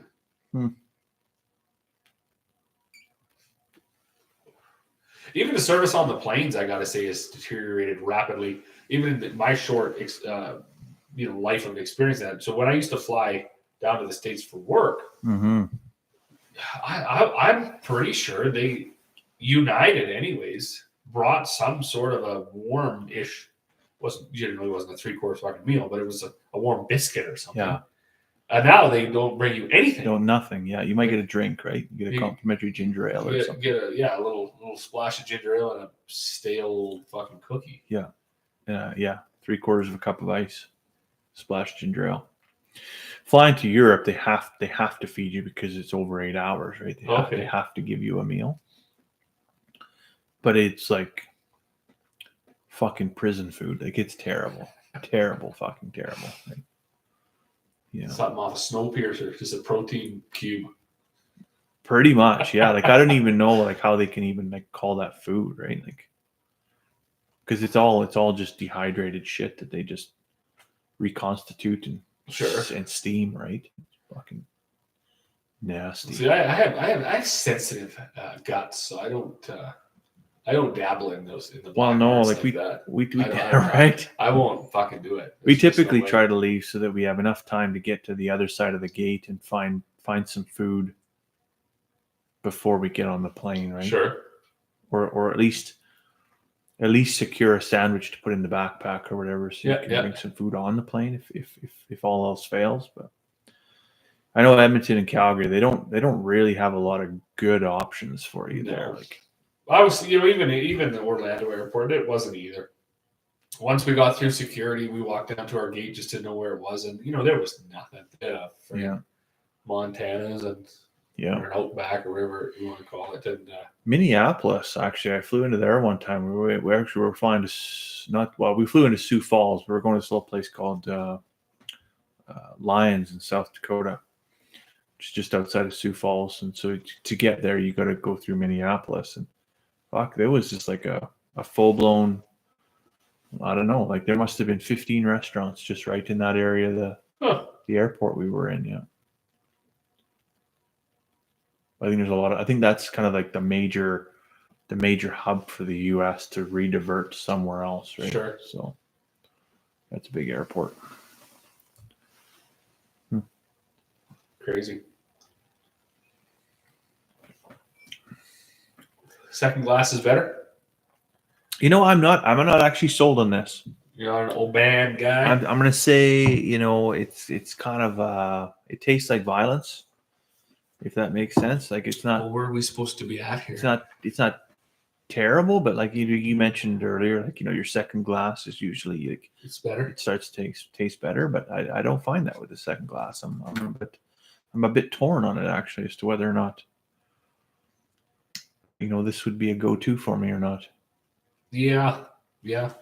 I can't. I don't think I can comment too much because, like I say, I think my senses are a little bit numbed. I've been affected by the air travel. I also didn't take a Pepsid before this too, so I have just a touch of heartburn, which is probably not helping the situation either. But now that you say that, I didn't either, but I was almost late getting here, so I had to actually rush. I kind of felt like I was like, oh, I wonder if he's gonna stand me up or if he's coming or what's the deal. Because I had a very busy last couple of days at work and just I feel like a bit of a shitty friend, right? Because just like a one word reply to the text, are we still on? Yes, or are we still on? Absolutely, kind of thing. I think is what I said, but not really very descriptive, right? So I was like, fuck, I wonder if he's like coming or what's gonna happen. Well, both of us actually we didn't really do too much leading up to this either. Like, kind of got home and said we need to have a whiskey, and you said yes, and then a day. How do you not say yes? Right? Yeah, I said, well, how's Friday look? And then 13 hours after that, good. And then it was just like right. And then even today, I was like, I wonder, or yesterday, or whatever. I was like, is just want to confirm, right? Yeah, or we do because we had done there was no advertising. Yeah.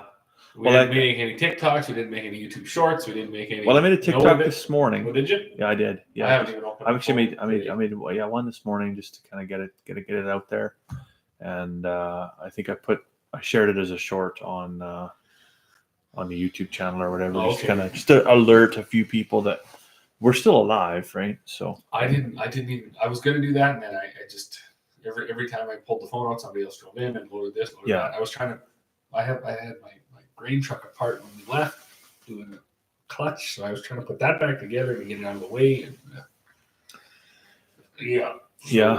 it was just kind of it's been very busy since I got back because you guys got snow here too. You left at a good time. It actually, it was not a good time for a couple of days. It was on the wrong side of 40 below, and it was windy, right? So that's never a good time. I'd let the sheep in the barn even just to kind of get out of the wind, and then we got a whole dump. Yeah, all kinds of snow, about 6 inches, I think, in total. So not a terrible amount, but I mean, still. Well, there was almost 6 inches out west. You wouldn't expect that at 40 below because typically the humidity is driven down. But yeah, it was 40 below and like 85% humidity, right? So if it wasn't snowing, it was so foggy you couldn't see nothing, and your windshield could barely stay clear. Sure. Right. Wow. But well, I know I had some plowing to do, and I had to shovel everything out and shovel the snow off of everything. And that was the whole first day we got back. And the whole second day was just making grain, and then the whole third day was like today or yesterday. Hockey, and then anyways, getting caught up. Good.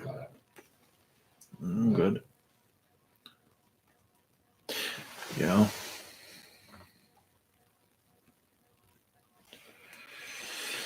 Yeah, I don't know about the folks at home if they've been anywhere interesting here in the last. Or are you caught up to all We're all those? caught up on the comments, but yeah, if anybody, the folks at home have been on an interesting trip this year, I'd love to hear about it. I haven't, it's surprising. Chad must be. They'll be able to chase.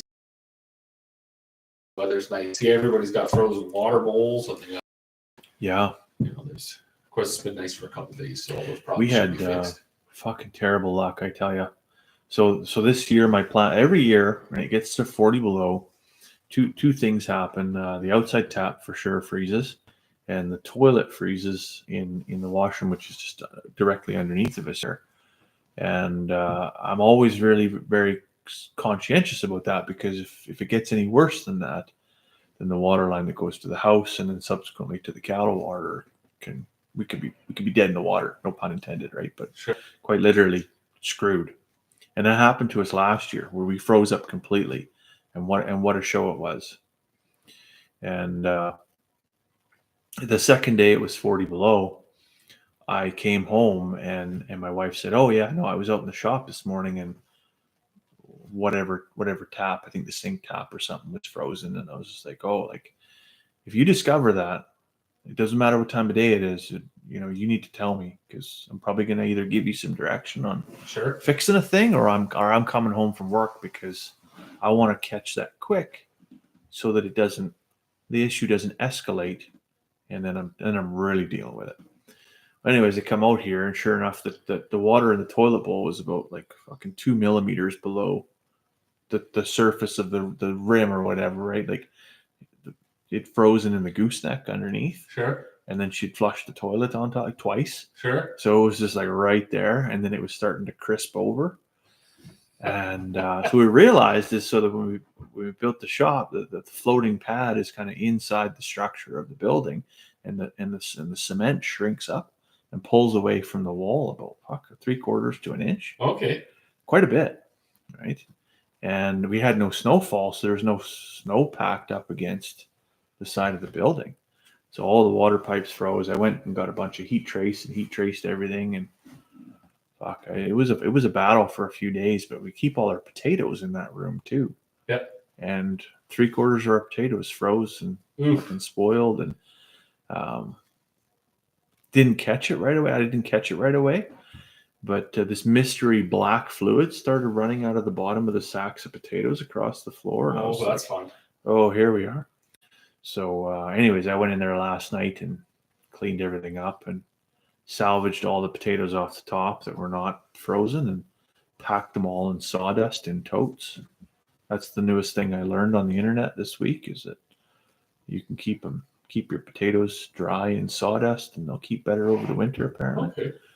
So we'll see if we kept enough that we won't starve this winter, and we should have enough, to maybe plant half of what we typically plant in the spring, but the rest of them went out to the compost pile, unfortunately. So that's always a frustrating thing when you've got so much time invested into this just to to cart it out into the garbage. Yeah.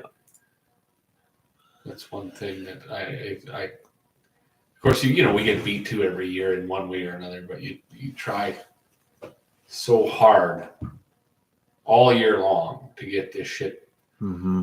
worked up and planted and watered and weeded and growing and weeded and then harvested and then you throw it out anyways. That's tough. Yeah, I don't know if I've ever spent a single calorie in my body on weeding, but I'm not a weeding kind of guy. I'm a run the tiller between the rows I don't kind really of guy. like it either, but Not a I fan. I guess I shouldn't say It's a necessary I don't- evil. Well, of course, we don't have nearly the size garden that you do either, but I don't. Generally, whoever's walking by will do it. I'll spend a few hours in it, and Corey does Yeah. quite a bit. And I when look, I'm walking past, I'll do half a row or something. yeah. Come back and do half a row.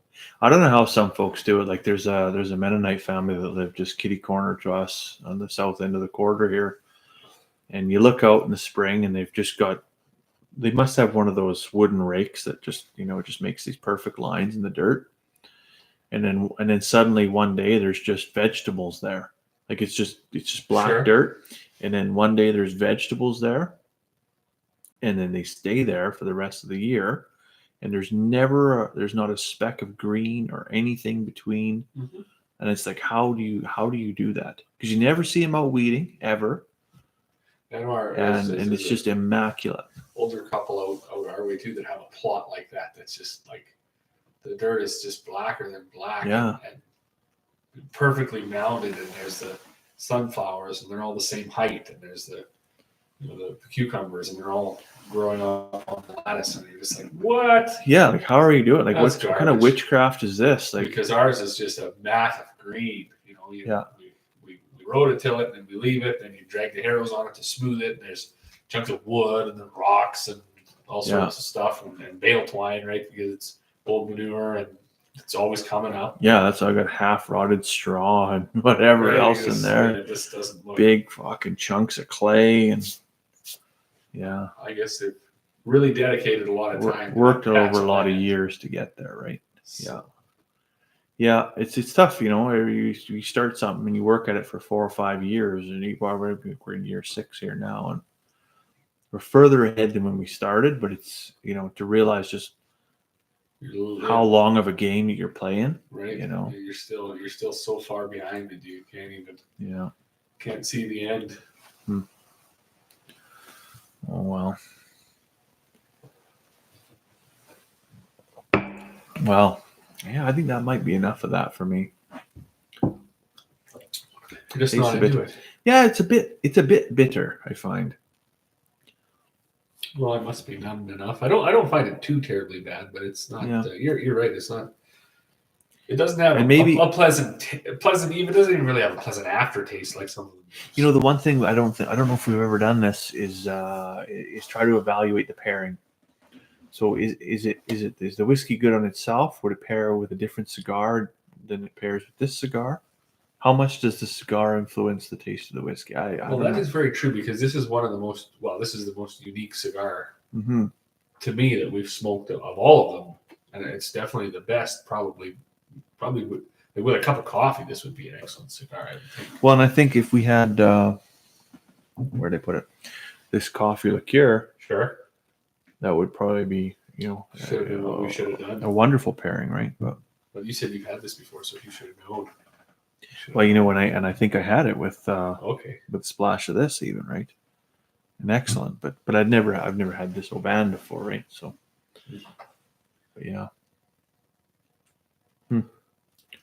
There's a lot of smoke that comes with every pull on this cigar. yeah. I find it's A gotten lot of into the final third. It's gotten a lot more oily and smokier for sure, thicker, more dense, right?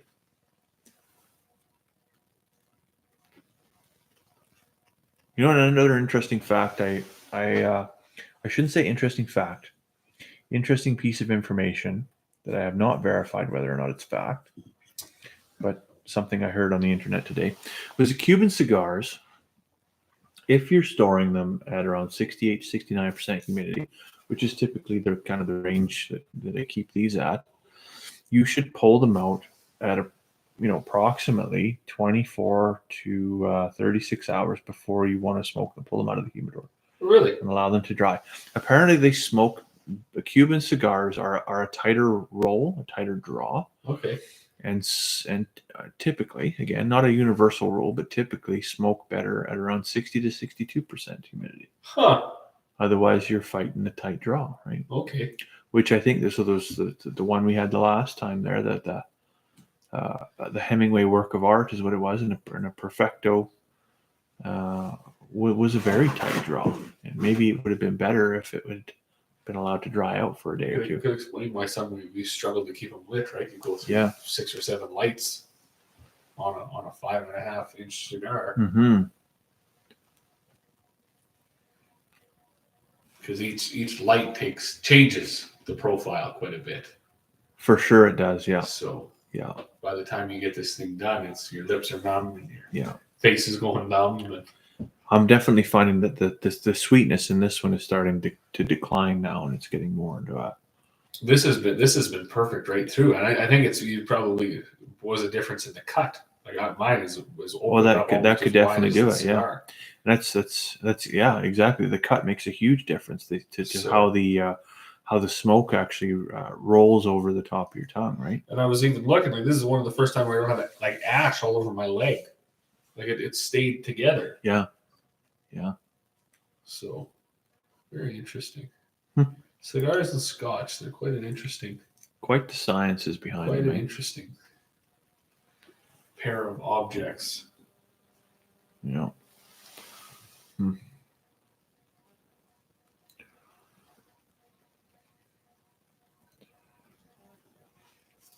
So you got no plans to leave for this winter. This one you're staying. You're staying in We're Alberta. gonna see this one out. Well, I mean, there's not a lot of time left between now and That's true.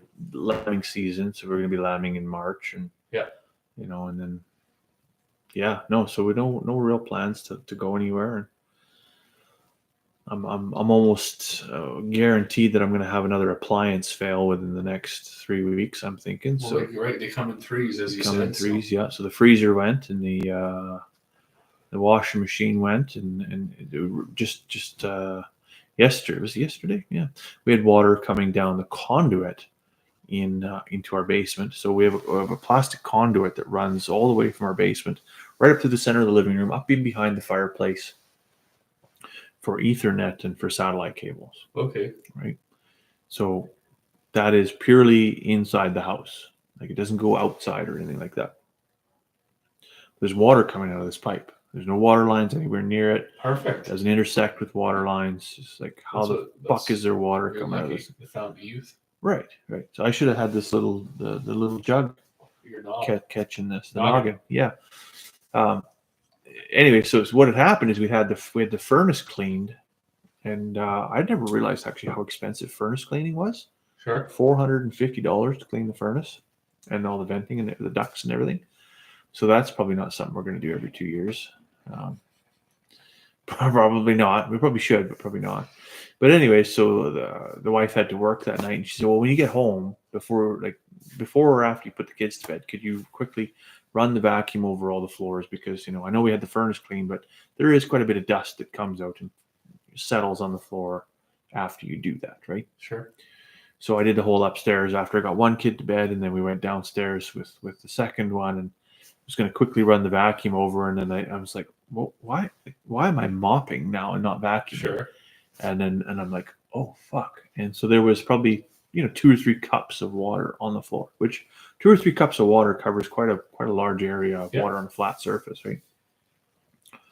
And anyway, so then the wife got home shortly after that, and I'm like, yeah, we got a problem. Like, there's water coming from somewhere, and I don't know how this is even possible. So I phoned the guy that built the house, and he said that conduit that runs these cables up, what the guys that build the house do, he's the general contractor, but he's not the guy that runs the pipe, right? Is they run it all the way up into the attic, so that if you want to run your satellite and everything like that, it goes up into the attic space and then across. Okay. And out of a little window or something up there, right? And if they don't cap that off, then when it's 40 below, or cover it with insulation. When it's 40 below, you get a lot of frost in there, and then of course we had suddenly one day it was 6 degrees or something that night. All of that frost immediately melts and just pours down into the house, right? Wow, that's And, but of course, it doesn't just, the way it runs, it doesn't just like run and then just run on the floor, which is vinyl plank. It's waterproof. I mop it up. Nobody cares, right? But it runs and then it hits the OSB on the fucking floor and the floor joist, which is also made out of OSB. And sure. so that just drives me wild because I know how good water is for OSB. Absolutely, Like it's not what you want to have, right? But so I'm not going to deal with it now. But in the summertime, I got to go up into the crawl space up there and with a roll of tuck tape and a bag of insulation and cap that off and do the job properly, which is when you spend $500,000, you wish these things would be. You do. You wish You these really things do. would be done properly, right? So You really do. not that a guy likes to complain and whatever, but I kind of had that recently highlighted with the whole block heater fiasco with the GMs, right? I got a lot of kickback on that one because I said that the GM shouldn't put their block heaters where they put their block heaters because you need a block heater. Well, you're right though. You need a block heater for sure. You need a heat in this part of the world. You need to have it, but you need to think about the ergonomics behind it and the fact that if you park in a snowbank or even if you're driving down a county road like this that gets packed with snow and ice, and it's just not feasible to get on your hands and knees and try and work with this thing. It needs to be up further, but yeah, lots of people were like, "Oh fuck, you must struggle with the one guy." Yeah, you must struggle with just everyday daily tasks. It's like, well, it's not about the struggle. Like it's just they didn't do it. They didn't do it right. I find those comments so aggravating with with the simplicity of the way they're thinking. Yeah, like if you don't point out something, how is it ever going to get better? And that's like they're just championing the fact that they can get by. Like we all can get by. What you're pointing out is how fucking stupid it is. Of course, we can all get by. The day before we left, I spent like the whole fucking day trying to get things started, and it really, really was highlighted to me the stupidity of all of it. Because everything is under little plastic brittle fucking caps and little plastic clips. So I destined to fail, right? The blue car we got, that was stone fucking dead. And of course, the fun thing behind that is I get in and I put my foot on the brake and I touch the thing and it starts trying to start and doesn't stop trying to. And I don't know how to get it to stop doing that because I never read the fucking book. Just starting and it's just so it's just it's winding. So I go back to the house while this thing's still winding itself down to die. Yeah. It's minus 40, so I really don't want it to be dead for days. Mm-hmm. Would like to get it running. So then I get the keys to Corey's car, pop the hood. Well, the battery couldn't find it. It's under a plastic cap of little clips. Yeah. So now you got to get your gloves off and you got to get in there. And the car itself also is minus 40. Yeah. Good luck with the plastic clips. We had planned on running it. The negative terminal in the blue car is under the dash. Like I don't even know how to get the battery in there or how to get it out. Yeah. So you can't get the booster cable on it. The battery charger, I bring that and it's all plastic and the fucking cables or the cords are not weather cords, so they're rock solid by the time you get from the so there's no flexibility there. That's all breaking. It's just it was unbelievable. Like, and then people are, oh yeah, the rest of us get by. We all get by. What we're pointing out is, for a car that's going to spend some of its life at risk of being negative 40 for a day or two, you would think they would make the block heater out of a very, pliable material that's very flexible. Should be an readily accessible. Arctic grade cord, and fucking thing should be in the cab. We open the door and you should be able to run the cord out through the fucking door. Something, right? Yeah. But not under the hood, tied in behind the plastic, every plastic shroud and all the plastic clips that they got all the other cords tied up with. That shit all breaks. It's all just junk. Yeah. That's why I thought it'd be good to have like a full size Shoreline connection that you would just put like a regular cord, like, and just plug it right in, and it's just a fixed connection right on the vehicle. Like, Well, those aren't always the best either. Our Kenworth has that. You know, you just open you do open a latch. Of course, it's a lot bigger. Yeah. So it's there, and it's up at least. You know, it's just under the door to get in. So it's here, but it's so far in there that unless you have what you basically need is an on-off switch where you can plug everything in and then flip the switch on. Because as you plug it in, it fucking gets that little arc. It's arcing. And then the ends melt off. Yeah. And then how do you fucking fix that? Like, it's all fused. Sure. The the cord is all fused from one end right to the end. So to replace, I just cut it off and put a regular house plug on it. Yeah.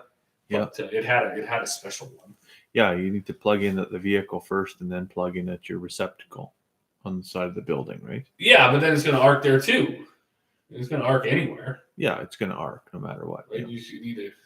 That's one thing that, I mean, that's the English have this figured out for sure. So like a household plug-in that you have here in North America, you just plug it in, and there's always that like that little arc that comes across, right? Sure. There they have a shut-off switch directly beside every. Like, you have a set of two of them. Yeah. There's two shut-off switches, and you.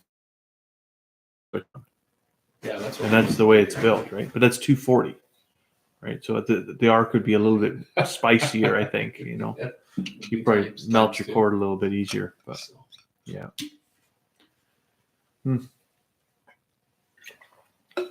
Well, what other problems of the world can we solve? Well, I don't know.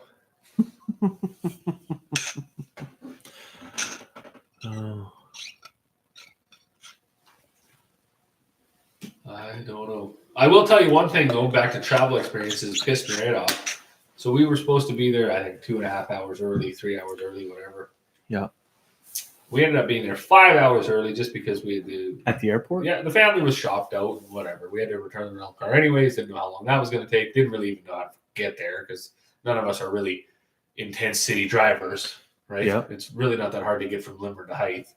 No. It's a little bit tricky to get from fucking downtown Orlando to into the fucking airport. Mm-hmm. So anyway, we get this all figured out and life is good.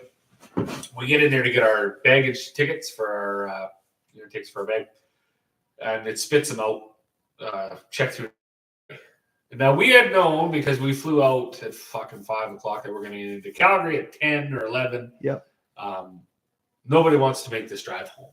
We'd already been up since about 6 to check out of our hotel and get back into the city and do the shopping and everything. So okay, well we don't want our bags checked through to Grand Prairie, and you're not going there. They had told us apparently when your flight gets canceled, I guess they cancel your whole trip. The whole thing, yeah. Right? So Corey was good. She like I said, my mom handed the lady at the WestJet camp, said, "Don't cancel the flight out of Calgary. We're going to drive to Calgary." Yeah. So they didn't do that.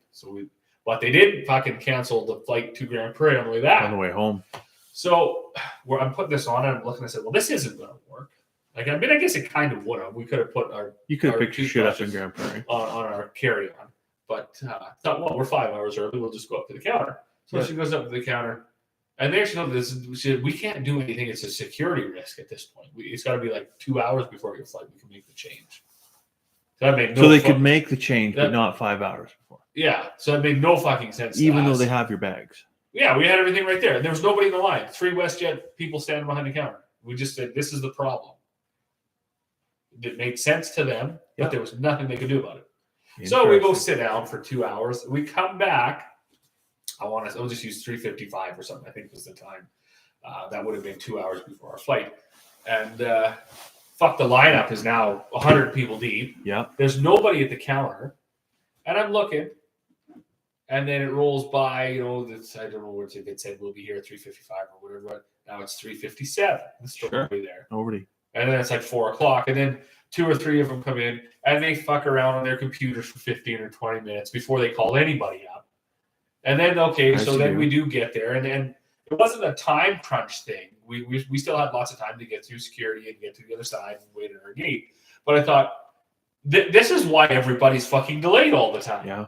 Because of stupidity like this. Like, we were here 5 hours early. We could have had our problem. We shouldn't be in this line. We were but because of your stupid fucking rules, now we have to be in this line. Yeah. And delay some other passenger who's trying to make a connection or whatever, right? Right. But there's no forethought at all. And I don't know if that's like a WestJet thing or No, Air Canada's just as bad with that too. brutal. Same thing. They won't staff up until it's fucking just the last minute, right? I always thought that, like, especially with international flights too, is I wanted to be there like 4 to 5 hours early, right? Sure. Just so that I can get my shit through and I can get to the other side and I can unwind and, like I said, have a meal or something like that, have a beer and watch a few planes take off and then be ready to get on the flight when it's time and not be rushed or panicked or anything like that, right? But we really struggle with that. Going as a large group this last time that we went, going such a large group with so much luggage. Like, we were 3 or 4 carts of shit and kids and fucking backpacks, and trying to explain to them that we've got so many people, but all of this is actually, because you get a carry-on, then you get a personal bag, right? Yeah. So we don't want to check any of it. We want to check the car seats, and a car seat can't just be checked like a bag. It's got to go through some like oversized luggage thing. Well, it's fucking no bigger than any other piece of carry-on, right? That, and then the goddamn stroller. We want to keep the stroller. We want to gate check the stroller so that when we get off the plane, the stroller is immediately there and I can put a kid in it and I can push one of those kids so I don't have to have both of them like a circus act on my shoulders, right? Sure. And still carry 2 backpacks and 2 suitcases. I forget what airport it was. Manchester, maybe? We got off the plane, no fucking stroller. Like, just where did it go? Like, it's like when you throw socks in the laundry machine, right? And then one just mysteriously disappears. You come out of the plane and there's all these strollers, and ours is in one of them. Perfect. So yeah, instead of bringing ours to there like everybody else's, they sent it to this, stupid fucking conveyor on the complete opposite side of the airport. So then there you are. Go and talk to customer service and baggage claim and all these other people. And then, it ended up being some obscure place where it should never have ended up, but we did get it back. But yeah. That's crazy. So yeah, the next big trip I think we take, I'll probably, I kind of want to do it when we don't have to carry car seats. I don't know if you did that we already rented car seats. We just rented it. Yeah. I think that's probably the way to go. Well, she said, well, because we were talking about it, she said, well, it's generally cheaper just to, when you either, it's obviously cheapest to bring your own, but I'm not carting one down there for 9 days. Well, we didn't bring our own, like, not that we didn't bring our own, but like Carmen, like, she bought car seats from whatever she bought them from specifically for the trip. Sure. So we already have car seats, but they're like heavy, right? Yeah. And they just stay bolted in the car. So she bought these light ones to travel with, and she was adamant that we had to do that and not rent these ones from wherever. And I was just like shaking my head because I got to fucking carry that shit, right? Oh yeah. Well, her plan was to get there and just to jump in the car and run down to Walmart and just buy one there, right? Yeah. Because where are they at Walmart in the States? I don't know. But anyways, so probably not much. Well, and the thing for me is I don't know. I don't like a lot of chaos in my life. So when I am going to talk to the guy and give him my credit card to rent the fucking car, and I said, just put the fucking car seats in there. Yeah. We're not doing this. Just do that. So a splash of this. Yeah, I'll have a little bad. So that was good. The stroller. Shit. This is one funny story. So when you get to Disneyland, they park you one behind the other, right? So that's just the way the area is. It's super efficient. So everything's drive-in. So the guy ahead of you drives in, and you drive in behind him, and then the next person drives in, and then behind him. So you're anyways. So there's this guy right in front of us, and I drive in, and he's trying to undo his fucking car. He's got one of 2 strollers, and his wife, and you can kind of. I like to make up my own story about what she's saying to him. But it was, anyways, it was funny as shit to watch. So she's beaking him, and he's trying to set this big double fucking stroller up behind his minivan or whatever. Right. And there's obviously a car already beside him on this side and this side. He's got in the nowhere to front, go. And my is in her car here, and I'm behind him. And of course, people are coming. Like it's fucking park's opening, so people are just.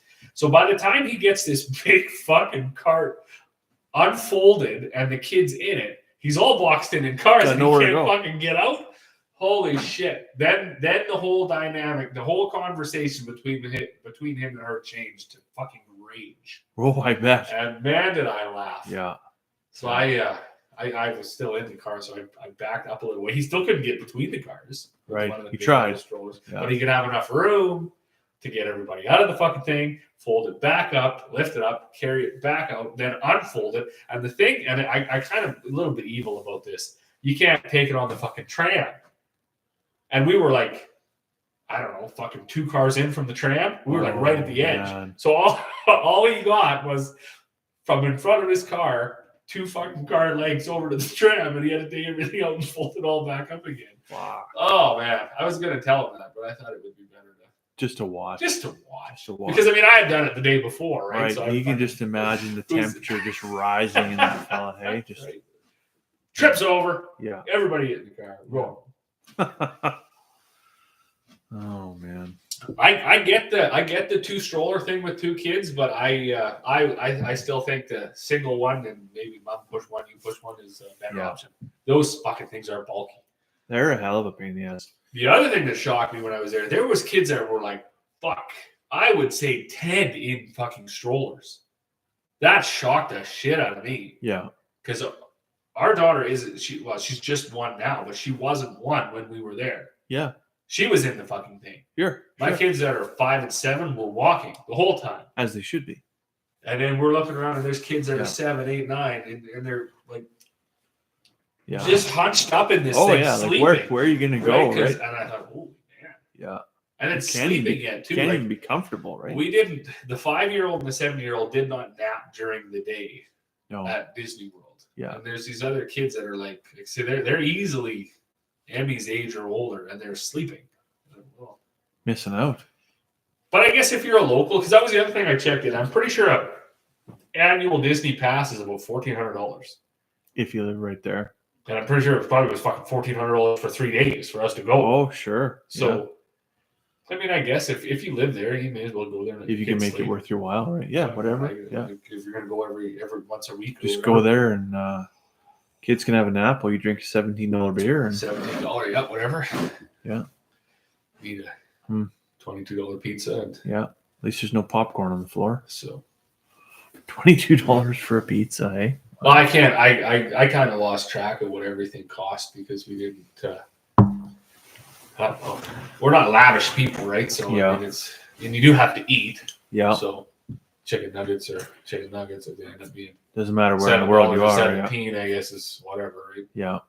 Still got to eat. Yeah. So the hotel got me with the water the first night though. Like what, $4.75 a bottle. It was like fuck. Went down to Walgreens and got Just buy a 24 case. for $4.75. No doubt. It's nonsense. Yeah. I don't know why they do that. Yeah. I don't know. Vending machine folks. We when we went on our trip, we just bought like a big bottle, and then we had water bottles, like reusable water Sure. bottles with us, and we just you buy it once, the big bottle, and then we just fill it up at the hotel every night or Oh, yeah. whatever, and just go about our day, and then seems to be like kind of a North American thing to have a flat of water everywhere you go, right? Yeah. and not have like a tap on every corner kind of thing. Sure. Well, I mean, yeah, you wouldn't have had to. They had all those water bottle filling stations and shit at Disney World and at the parks. Like, Oh, they do. you could have had your refillable one. Yeah, in your cardboard backpack, water but box drink thingy. I don't really. Hmm. You're kind of out of your element when you're me because I spend like 99% of my life within fucking 37 steps of my house. Arm's reach of a garden hose. So I generally don't need to plan to carry a fucking picnic basket with me. Mhm. But and like to be honest, if I got it from a hotel and I went and I had my coffee at the hotel, I could function for the day without anything. Yeah. You know, where you got kids and Corey and that too. They can't, right? They need lunch and they need an afternoon snack and they need, to know what they're eating for supper. I couldn't care less.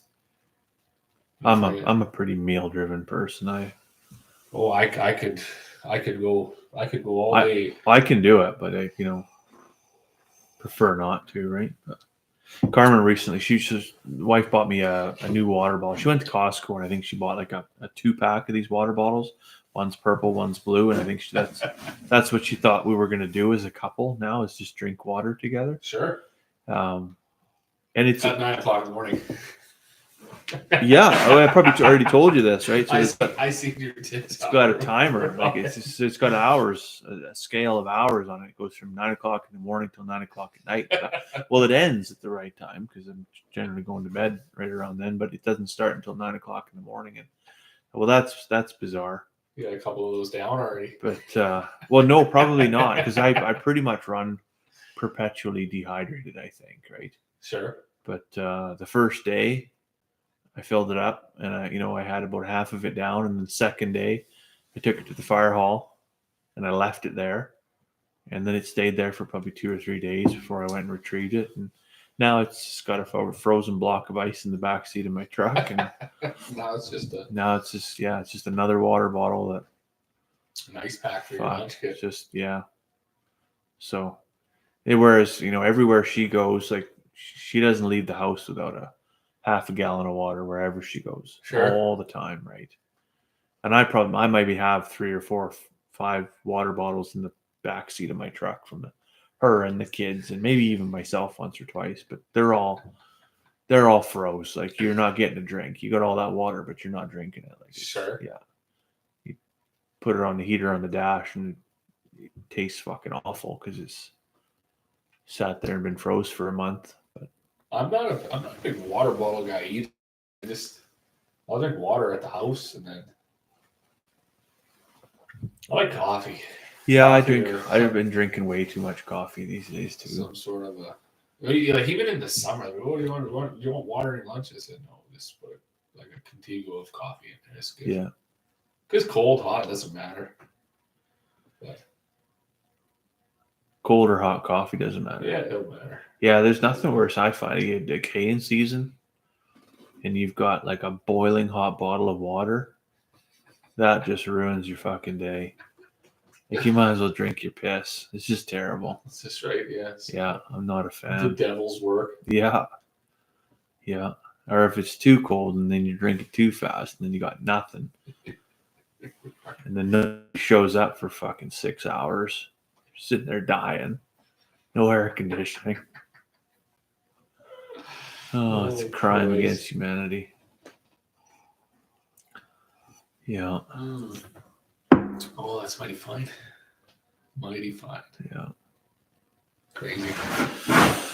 Right on. Should we let these folks go to bed? What time is it? 2 hours and 20 minutes? 2 hours is good enough for our first one back.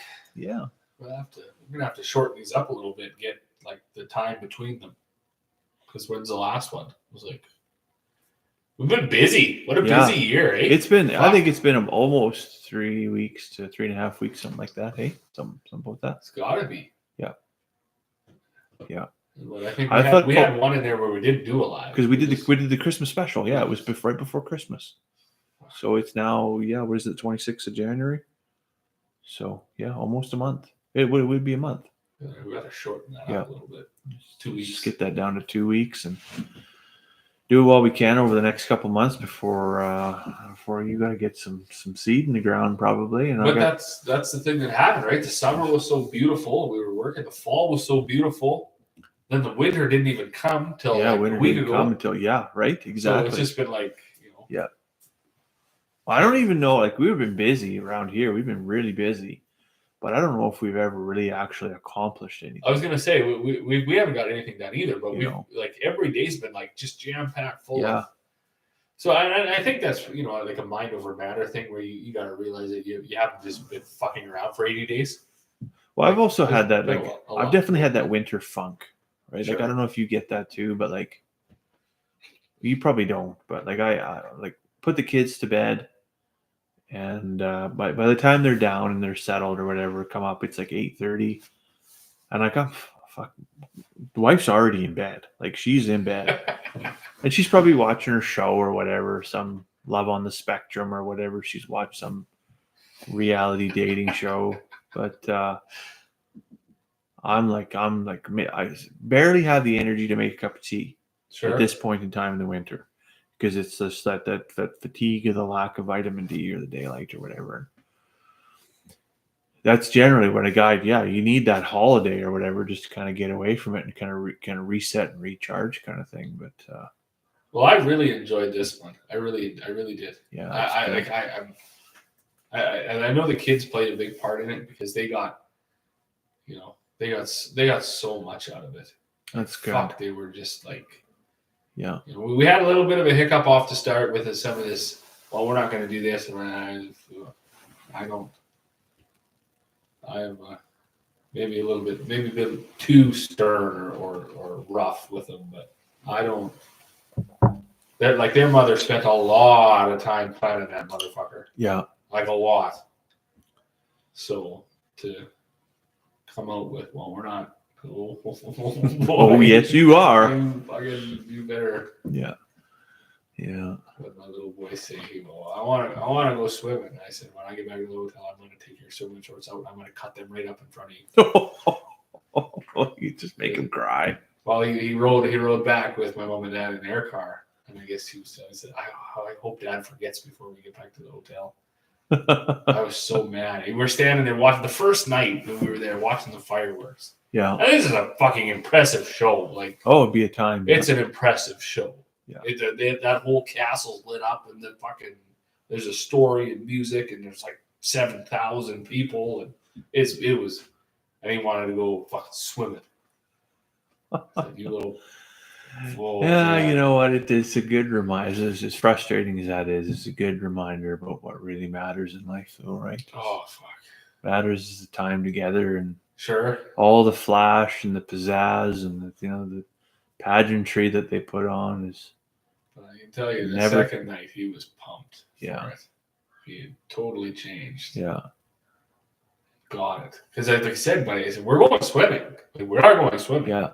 There's pools at both hotels. Yeah. But just needed a moment for the magic to set in. It's right? 8:00 at night at Disney World. You're most likely not coming back here for a while, so you may as well enjoy the. Yeah. You're not going to see. You can go swimming in Beaver Lodge if you want to. You can go swimming at the Beaver Lodge pool if you like. But. Yeah.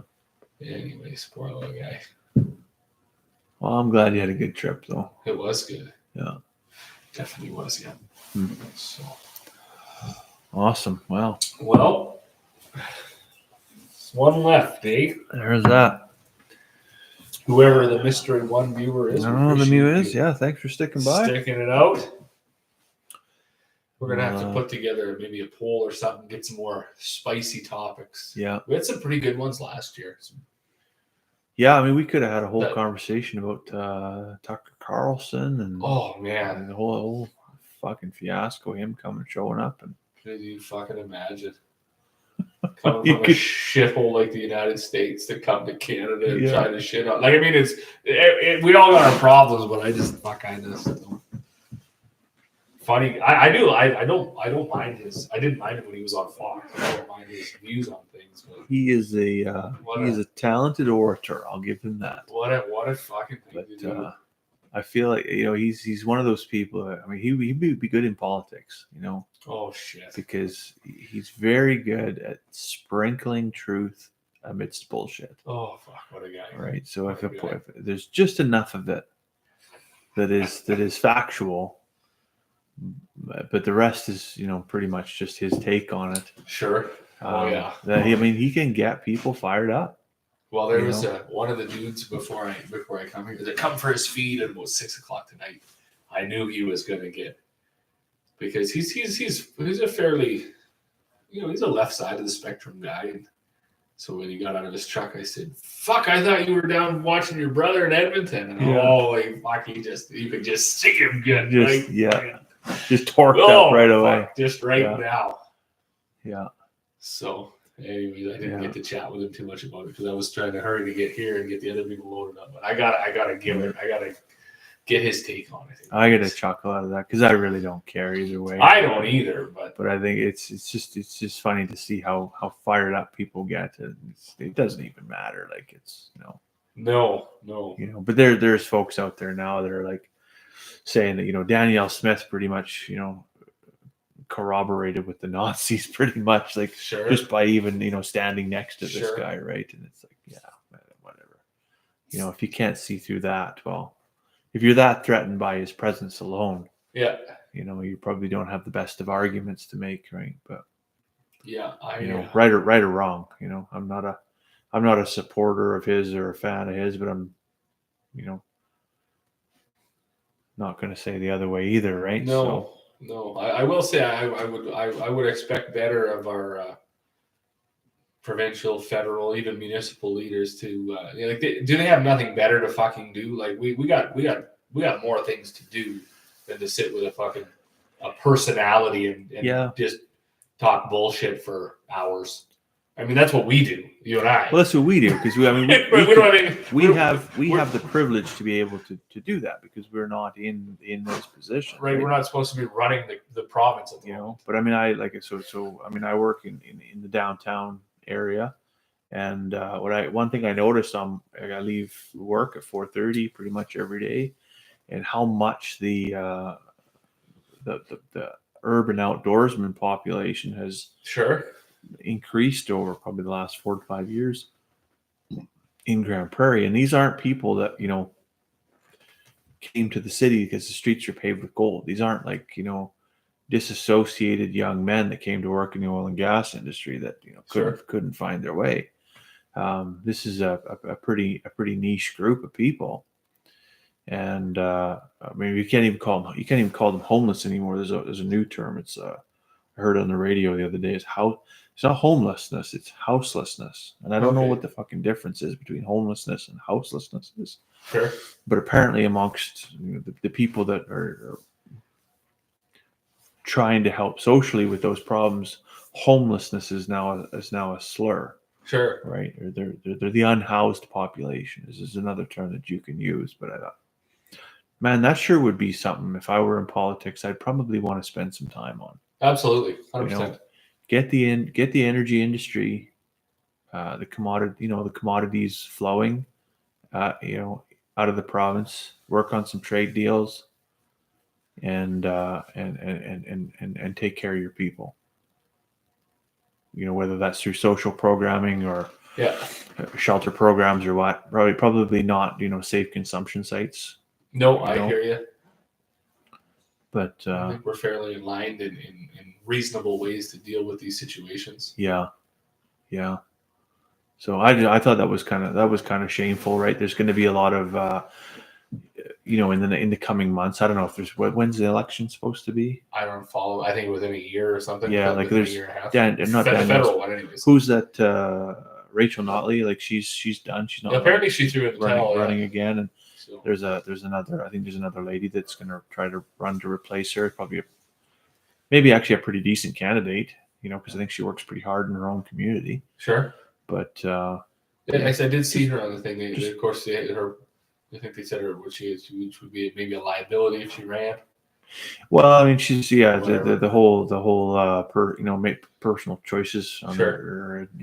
It's sort of irrelevant. Sexual orientation really shouldn't matter. The best person you should be. Right? What's your skill set? What's your your work ethic, and what's your ability to actually impact further development and success within the province, right? But I'm sure will have an impact on some of the voters for sure. But at the end of the day, can you help people or not, right? So and you can't just help specific groups. No, right? No. So you do need to be a voice for the people and all the people. So that's a challenge. That's a challenge in Alberta because there's definitely there's a lot of division between certain special interest groups, right? Sure. Well, and the divide seems to be like was so extreme with hate. Like they don't just differ. They actually hate each other.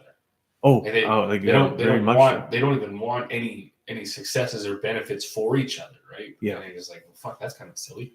Yeah. You know, kind of a rising tide raises all boats situation, right? And you know the other thing too, like fuck, you imagine being houseless at minus 44. Well, that's what I How wonder. the Like fuck this, do you even survive? yeah. Like That's criminal. I seen a fella, like I said, like I seen the fella today, and so he was sitting outside one of those, they have this low income housing or whatever, just right off the downtown core there, and I think it's subsidized through AISH and Alberta Mental Health and stuff like that, right? But he's sitting out on the front step, and he's got this great big duvet around him, right, sitting outside, and I thought, I wonder how that guy felt 6 days ago, like Sure. having a fucking terrible time, I'm sure. Like an absolutely terrible time. I couldn't imagine. Well, I asked my wife, I said, well, what the fuck would you wear to stay warm with the ambient temperature being minus 42? Well, I don't think there's anything you can do. You can put 3 or 4 layers on and then get under a blanket and just lay there. Would you stay warm at that? Like, would your body heat be enough to keep that warm? No, well, you know that working on the rigs in the wintertime. I mean, even when you're working hard, you're not staying warm. But enough, I never laid down under, you know, with all my heli Hansons on and my rig coat, and then go to put a big winter sleeping bag over me. I mean, unless you're consuming quite a few calories and moving around to get the heat generation going. I don't know how good of a cardboard box you can get, but I don't imagine they have much R value, right? So. No, I don't think there's very much there. You know, unless it's on fire, it's not. I think they're not doing anything for heat. I think they're probably looking at a trip to the hospital more often than not, right? So that's it. That's that, and that is absolutely criminal. Yeah, anywhere, but especially in Alberta with the volume and dollar figure of what the resources are worth. Yeah, like we've talked previously in other live streams about equalization payments that go from have provinces to have not provinces, but maybe just maybe, like much like international aid, should you send international aid to another country when you still have those exact same problems in your own country? Sure.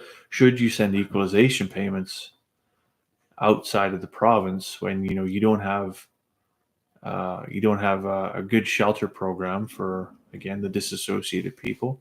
You don't have good mental health programs for the youth. You don't have a really good education system. You have an ailing, perhaps even failing healthcare system.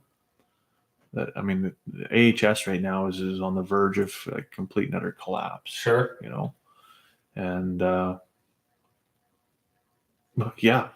I don't know why we would hemorrhage money to other parts of the country where, we got a lot of problems, and most of that is probably because we're bereft of leadership, I think, at the political level, right? But we are, yeah. Because they all want to fight each other. Nobody wants to work together. It's all about party politics. Nobody can, roll up their sleeves and get shit done together as a team. No. And that's where this whole thing started with. How can you reasonably, in good conscience, just dedicate an evening to just pure fuckery on stage as the provincial leader?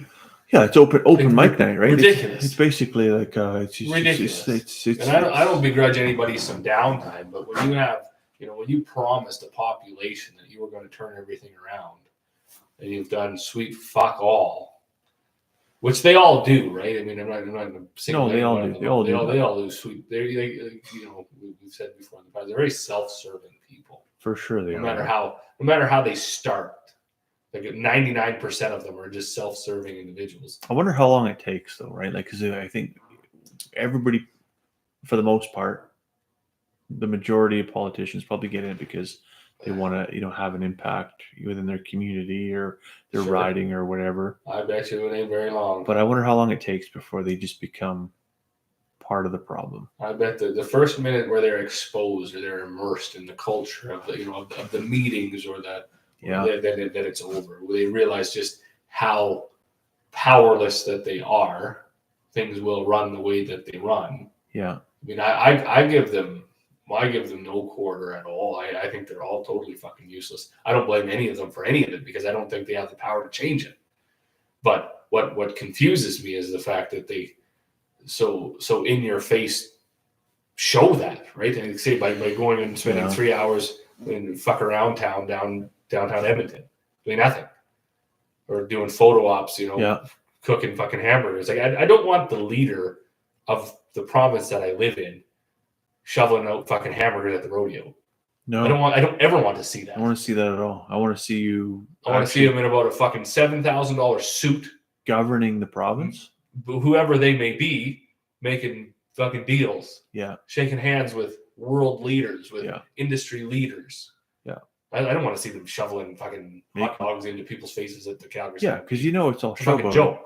Showboating, right? It's all kissing babies and You know, shaking hands. Leave that to a celebrity or something. Yeah. But anyways, that'll be a good topic. We should do that one. We should let these last Alright. couple folks go and bring the scratch pad out. All right. Until next time. Until next time, where we talk about how shitty provincial leaders are and federal leaders are, Yeah. municipal leaders are. We did a brief one on this, but maybe we'll just Well, do I a whole think, one on it. Maybe we just dedicate a night to it. Just a whole night. All right. Perfect. Have a good night.